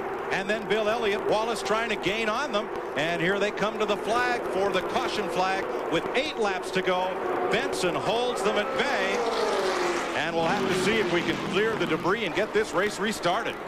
And Elliott Sadler is sitting right in the grass at the start-finish line down here with the nose caved in on that car. They need to get out there and get that car out of the way. Too bad for him, though. That was a wreck he had nothing to do with. I was kind of looking at that wreck when it happened.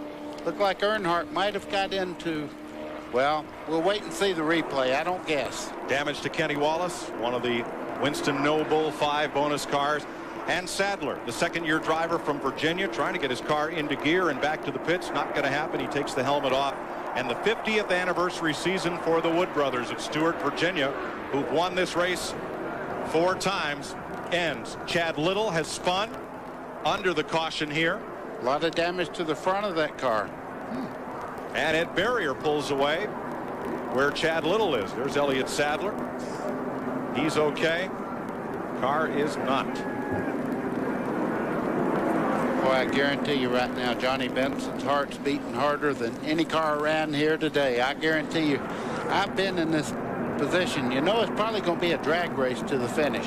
And you're going, okay, all I have to do, and if anybody remembers Jeff Gordon missing the shift on the start, he had dominated the race in Pocono and come down to the last little bit of the race, missed the shift. So it's never won just because you're out front. Now, one thing, this will be a single file restart. We're under 10 laps to go.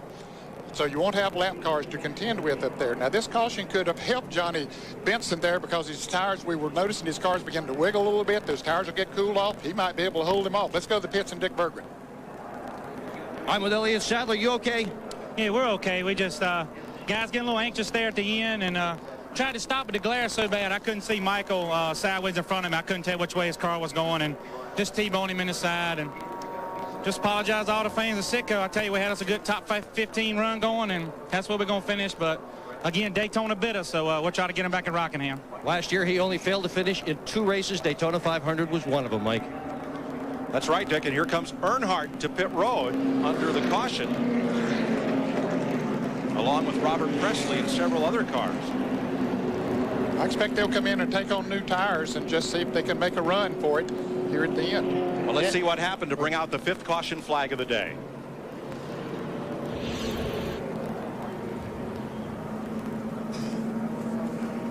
Michael Waltrip at the front of that group, the black and yellow car, down low. And he gets the run, makes it 3 abreast coming off of the turn. Coming out of the corner there, Earnhardt on the outside. Oh, Earnhardt and Spencer got together. Spencer, yes.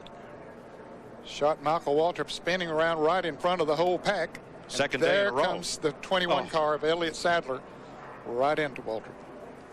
Kenny Wallace was down in the infield grass, and there was a car there he couldn't avoid. Now watch that car in the middle, Jimmy Spencer and Earnhardt up high. Poor Michael Waltrip almost stayed out of that, but he got tagged there as they made contact. They came across the racetrack and hit Michael Waltrip. Tony Stewart was touched by an angel in that one. He was right on Earnhardt's back bumper and missed it all.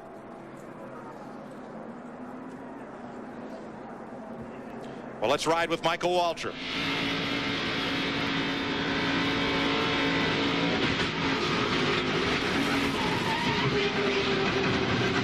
I think he figured that he had those cars cleared, that he was passing coming off the corner there, and all of a sudden it came into him. That's Elliott Sadler spinning after he runs into Michael Waltrip. Nowhere to go. All that smoke right into the sun. Let's ride with Mike Skinner. Wow, he had still riding with him, too. And that's what you can see. That's a great, great shot. Michael Waltrip.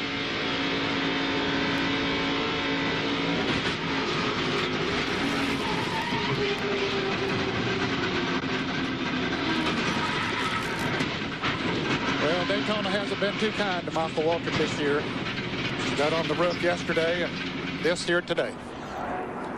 We're under caution with 6 laps to go, 5 to go when we come by, trying to finish the Daytona 500 under the green flag.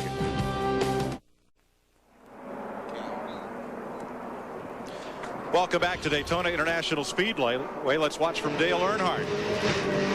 Gets squeezed up there by Michael Waltrip and gets away with only a little minor body damage. And Earnhardt made a pit stop during this caution. Tony Stewart, how'd he get through this? Good driving, paying attention. That's exactly right. He accelerated and braked just perfectly through there. Well, as they line up and come down for 4 laps to go under the caution, let's revisit. Caution car is off. It'll be 4 laps to go. 1 Pontiac against 5 Fords behind them, and the Fords are looking for revenge. Bill Elliott nearly had a 3rd win in 1997, and 6 laps to go. The 3 Rick Hendrick Chevrolets ganged up on him and passed him for the win. Will the Fords get their revenge on General Motors in these 4 laps? Tighten your seatbelts. I always did that. This is bare knuckle now. Throw the gloves away. Here's Jarrett trying to go high. Benson went high. Here's Jarrett trying to go low. Benson comes back down to the inside, but Jarrett gets on the inside of it. Oh, he's going to drop back. Here comes Jeff Burton also by on the inside. Benson tries to hold him off, but Bill Elliott is coming with the 3 on the inside. Well, you got the Ford lane, you got the Pontiac lane. Oh, too bad for Johnny Benson. No defense there. Here comes Rusty Wallace to take the spot away. Mark Martin's ganging up on him, and Bobby Labonte also moving in here. Labonte also coming low as Benson gets clotheslined, hung out to dry outside the draft. He finally finds a spot there at 7. No, he's still caught out there right by himself, and he's dropping back like rain through a drain. Wow, 3 wide going into the first turn, but cars back in there trying to pick up positions. And just 3 laps to go. The strongest Ford here all week has been Dale Jarrett, the defending Winston Cup champ. He got in a practice crash yesterday afternoon, sustained damage. Is that still the best Ford here? We are 7 miles from finding out. Well, he's got some awful good cars behind him. He's going to have to use everything he knows about being a 2-time winner to pull this off, because Jeff Burton has already proved that he can pass Bill Elliott, one of the fastest cars. Trouble, car in the wall. Turn 4, 1 car comes sliding down the track. In the wall, it's Spencer, Jimmy Spencer. Caution is out. Did the leaders get the caution? Yes, they did. They did get the caution when they came back. And chances are this will be the race, because it was been scheduled to get the white flag the next time by. Jimmy Spencer's car stops 5 feet shy of that finish line, where all last evening fans were autographing their signatures on the yellow painted line at start finish. Spencer's race is done. I don't think the leaders are quite sure whether they got the caution or not, but I saw the caution come down in front of them, but Dale Jarrett's taking no chances. And Ned, in the glare, Spencer's car is going to be hard to see against the wall. All the spotters on the radios to their drivers, stay low. And here they come. Jarrett gets the white and the yellow flag, and Dale Jarrett is going to win the Daytona 500 for the 3rd time. And up there, Melissa Brown from Pennsylvania is also a $1 million winner, thanks to the Winston No Bull 5 bonus program. Oh, Ned, that ride home's going to be sweet, isn't it? Yes, it will.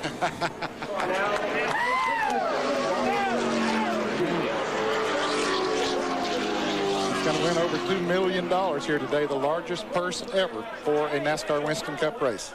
And Dale Jarrett's crew, new this year, the tire changers and Jack Benton tire carriers. They helped propel that car to victory. Hopefully Jimmy Spencer's just fine. So Jarrett, who has quite a history of winning on CBS. Yes, he does. He likes to run in these CBS races. He won at Michigan last year. He won here in the Pepsi 400 at Daytona in July. So, yeah, been good to him. Jeff Burton is second on this final lap. Remember, he must come around and take the checkered flag to be the Daytona 500 winner. Let's check with Ralph. Well, Todd Parrott, congratulations. I see the tears of joy coming down your face. I know what Daytona means to you. We talked in Victory Lane here in Pepsi. Tell me about it here today. How does it feel? Give me about, hold on a minute. Where's he at, Bob? He don't count his chickens till they hatch. I'll tell you how it feels when he crosses that start-finish line. It's an awesome feeling. The guys have done a great job again. You know, I mean, they fought so hard. Robert Yates, engine department. You know, I can't believe it yet. Whether it's at 190 miles an hour or 70. I love Daytona. Wow! And Dale Jarrett loves Daytona. He's a champion of this race for the third time. Jimmy Spencer is out of his car. He's going to be assisted down the banking to get to the ambulance. That's 18-degree banking there. And Spencer, gathering himself, going to get a little help after the field comes by to get down and get the ride to the care center. Boy, oh boy, I tell you. Some are happy, and I'm sure Spencer right now got so close, but you just have to wonder if he didn't maybe cut that tire as they made contact coming out of the corner up there just a few laps before that. Could have happened. Spencer, former champion in NASCAR's modified division, and one real tough customer. He'll be a Rocky game next week. You know, I'm just thinking what has to be going through Dale Jarrett's mind right now. 3 times the biggest race that we run. Look at Earnhardt. Comes up to give him a donut on the side of that car. That's tradition there. Yep. He hits everybody that beats him. I'm glad Dale pulled his arm back in when Earnhardt came up there. Ned, 2 weeks ago, you and Dale and your other son Glenn played at Augusta, home of the Masters. And in high school, you wanted your younger son Dale to be a golfer, not a racer. And I'll tell you, that was a real treat to play at Augusta National, where CBS will be televising the Masters a little bit later on this year. But that was something very, very special. I'm glad he didn't listen to me and become a golfer, even as great as those guys are. Like this better right now. Let's show you what happened to put the 500 under caution for the final time. This is from Mike Skinner. Look on the right side of your screen. Oh, you can see the right front just blew out and straight up into the wall. A hard hit for Jimmy Spencer. There's that tire shredded as it grinds itself away along the outside wall. And you're wondering why he isn't slowing down. The brakes have been long gone. Dale Jarrett is a 3-time winner of the Daytona 500. In this 42nd annual running, he joined 7-time winner Richard Petty, Cale Yarborough, and Bobby Allison as the only drivers in the history of this race to win it 3 or more times.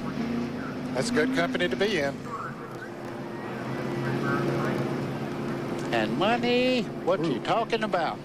$2 million, over $2 million he's made in a week and a half. Well, he'd already won about, I think, over $200,000 winning the Bud Shootout last week and winning the pole. And big payday. That's going to be a heavy plane going back to North Carolina, Ned. A couple of suitcases full. Well, I think what will happen, see, he won't get to go back to North Carolina tonight because that car will be put in the Daytona USA here tomorrow morning, and he'll stay over for that. That's the sad part of this. They get $100 grand for leaving the car on display, but they lose the use of it at Talladega and back here at Daytona in July. Dick Bergman. Well, Jeff Burton, after failing to finish the last 2 Daytona 500s in a row, he comes up with his best Daytona 500 finish ever at 2nd spot. Tell us about those last few laps. How wild was it out there? Well, the last few laps weren't too wild. The run before that was really wild. A bunch of guys took on 2, and we took on 4, like most of the guys did that ended up in the front. And I made it 3 wide a couple times to get myself in position. That's a good day for the X-Side Ford. That's the best chance we've ever had to win a restrictor plate race. My hat's off to everybody at the fab shop and the engine shop, because that's truly what we legitimately had a shot. We never let a lap all day, but I got us messed up in the pits, and we were like 14 seconds behind, and we ran them down all by ourselves. So this is the fastest car we've ever had. Do you have friends out there today? For a few laps you have a friend, then the next few laps you hate him, you know. That's just restrictor plate racing. You know, I had to pull out on my teammate late in the race, and stuff like that just agonizes you because you work so hard to get yourself in a position to be able to run with your teammate, and then you have to to survive for yourself, you've got to turn left and go around him, and that stuff just agonizes you. Congratulations to Ken Squire in victory lane. What a story. The third 500 for the Jarrett family. Dale, that move in turn 2. Oh, man. Robert Yates horsepower and Doug Yates. What can I say? Man, these guys did such an incredible job on this race car. From where we were yesterday afternoon, about 4 o'clock, to get here, just unbelievable. They worked their tails off. Who knew if we were going to get it back right? But the car was just great all day long. Things went great. You know, Jeff Bodine, we're looking forward to having you back, buddy. It's just great pit crew. They got me in and out, did a good job. Johnny Benson, man, what a call. They did a great job there. You know, the one thing I hate about the whole day is I told Mark Martin I'd work with him if we tried to go high. He went high. I started with him, and I saw the 99 die below me, and I had to protect my position, and I left Mark out there, and I regret that. I don't tell somebody I'm going to do something and then turn around and do something different, and it was just a matter of trying to protect my position. So, Mark, I hate it. No, that doesn't do any good, but I thank Ford Quality Care, Ford Credit, Coca-Cola, Fleetwood, Motorcraft, Planters Peanuts, everybody that helps do this Power Bar. Thanks to everybody. We appreciate it. Hope it was as fun to watch as it was to be out there. Let's get the 42nd champion of the Daytona 500 out of the Robert Yates, number 88, here in victory lane for the third time in his career. Dale Jarrett rules at Daytona.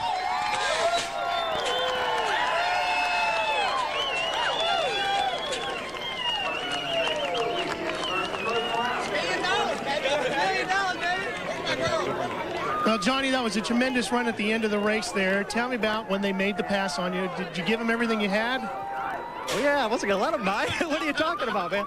Dale Jarrett, awesome, great job. And it was just, you know, it was just one of those deals that we couldn't, I couldn't stay there, and I knew the Fords are going to gang up on us. The Fords have been really good all weekend, but I'm proud of these guys in this Pontiac. I mean, we got a sponsor like us for the year. You know, if we'd have wrecked on that deal, I'm still way proud of these guys. So I tell you what, I wish we would have won it. I wish I hated that yellow, but that's just how it falls. For Johnny Benson, a 12th place finish, Dick Berger. It's been a tough year or two for Bill Elliott. Is third a good day for you? Third's fantastic. I think after the year we had, we come down here, we qualified third, we won our 125, and we come home third today. You know, especially there, the middle part of the race, we got a little bit behind. The car got tight behind other cars. We kept adjusting. You know, kept working on the car here and there, and finally got it really good at the end. But still, you know, depending on who helped you, depending on if anybody was going to make a move on DJ or not. You know, I knew when we hung the 10 car out there, he was done, and, you know, they hung me out there, and I was able to get back in line just a little bit ahead of Rusty there without losing too many spots. And, you know, I finally got my car where I could run the corner wide open because it looked like a lot of the guys got really tight and had to run up a racetrack, and that's what happened to me there middle part of the race. Good run. To Mike Joy. Jarrett and Elliott are the only two former winners to finish in the top 10, which included one rookie driver. We'll be back with the results and the presentation of the Harley Earl Trophy when we return to Daytona.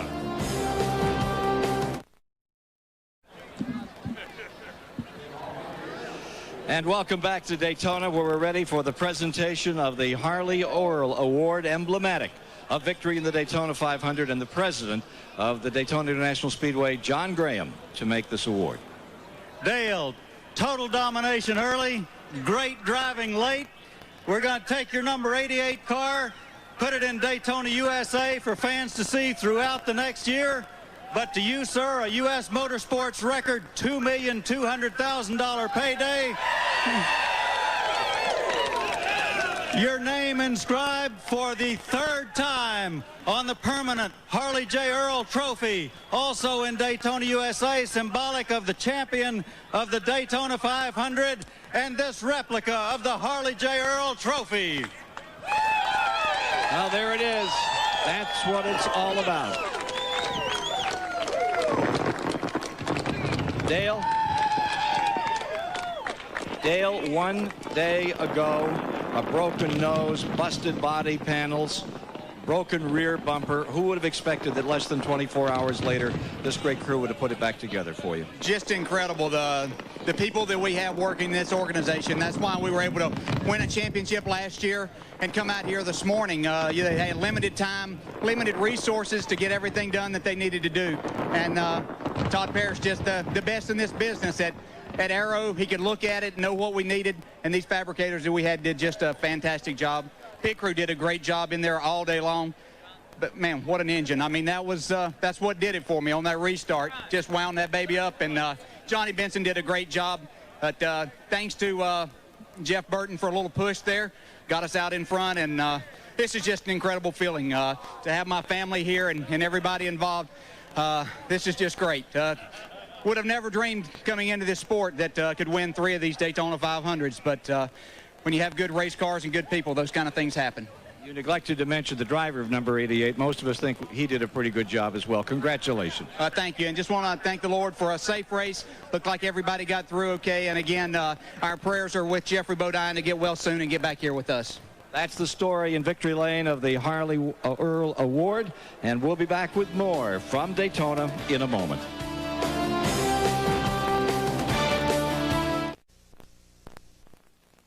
CBS Sports presentation of the Daytona 500 is sponsored by Brewery Fresh Budweiser, official beer of NASCAR. Hey, race fans, this Bud's for you. www.wrenchhead.com. Parts online all the time. And by Ford F-Series. The best-selling trucks are built Ford tough. Welcome back to Daytona International Speedway as fans in the stands still kind of shaking their head over what a great battle we saw. 5 Fords in the front 5, but Fords have only won 3 of the last 13 500s, and they were all Robert Yates Fords, Davey Allison, and twice Dale Jarrett. Well, that's interesting. I think that's a testimony to the engines that Robert Yates builds. Buddy Baker, your speed record stayed intact, but it was in jeopardy for a while. I'm telling you, they had it beat, and then they had some cautions, unfortunately. I would have rather lost my record than have wrecks on the racetrack, but everybody walked away, and that's the important part. One rookie in the top 10. There he is, Matt Kenseth. What a comer. Yesterday's winner in the 300. He finished 10th today. Outside pole sitter Rudd back in 15th. Rookie Scott Pruitt. Robbie Gordon there. Dale Earnhardt back at 21st, but on the lead lap. As we look down through the unofficial results of this 42nd 500. Well, Jeff Gordon's had problems early, but came back out and managed a finish at least. Bobby Hamilton, the last driver. Wow. Let's have a look at the Winston Cup points because this is just the start of the season. They head next week for Rockingham, North Carolina, and Dale Jarrett gets 175 points plus 5 for leading a lap. He led the most laps. He gets another 5, so he'll have a 15-point margin over Jeff Burton and Bill Elliott as we go to the North Carolina Motor Speedway 1 week from today. It has been so great to see this speed week and just see the anticipation and the tension unfold. Could the Chevys run with the Fords? Could the Pontiacs run with the Fords? Could anybody run with DJ? What I'm thinking about last year, DJ turned over in turn 3 there. Had a miserable finish. Came back and won the championship. What a difference a year makes. Well, the Fords were strong, no doubt about it. I think they had a little bit of an advantage, especially those that had Robert Yates engines in them. Although Ricky Rudd didn't perform as well as we thought he was, as we thought he would. I don't think his car handled the way that he needed for it to. Rudd picked up a push. What a way to begin a title defense. As Buddy said, last year's 500 was the only race in which Dale Jarrett did not finish. He was running at the checker for everyone the rest of the season and won the Winston Cup. And now he starts that title defense on top. I like that. So says a proud father. And now to the man who brought CBS Sports on the air with the first live flag-to-flag coverage of NASCAR racing back in 1979, Ken Squire. Well, thank you, Mike. And so we finish the first race of the new millennium. The biggest question throughout Speed Weeks to me has not been who was going to win this race or what car was going to end up in victory lane, but did you ever think this race would be this big? And my answer is, of course it would.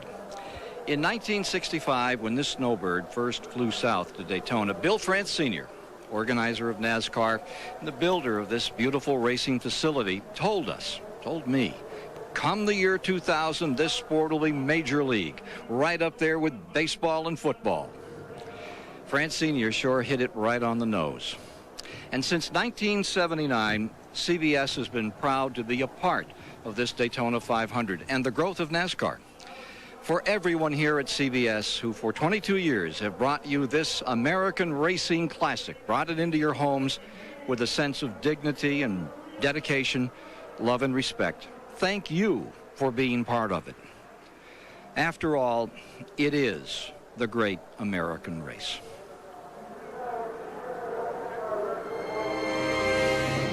Where will Cale make his move? He comes to the side. Johnny Allison throws the block. Cale hits him. He slides. Johnny Allison slides. They get again. They drive in the turn. They're hitting the wall. They're head on the wall. Cale Yarborough, Ken Squire, can you hear me? Thank you very much, CBS. Thank you very much, Cale Yarborough. Okay, a terrible crash. Richard Petty's car has turned over 7 or 8 times coming off turn 4. They come to the stripe, and the winner of the 30th annual Great American Race, Bobby Allison. Davey Allison, his son, in second. Judy Allison is standing. What a tremendous family performance. Oh, I won the Daytona 500. I won the Daytona 500. Darrell, how long? Wait. This is the Daytona 500, isn't it? Don't kill me, isn't it? Thank God! Davey Allison has said the greatest moment in his career was when he finished second to his dad here in 1988. Perhaps this equals that moment. Trouble behind Rusty Wallace is turning over. Rusty Wallace, 20 feet in the air, spinning, crashing. It's the Dale and Dale show as we come off of turn 4. You know who I'm pulling for. It's Dale Jarrett. Bring her to the inside, Dale. Don't let him get down there. He's going to make it. Dale Jarrett's going to win the Daytona 500. 20 years of trying, 20 years of frustration. Dale Earnhardt will come to the finish.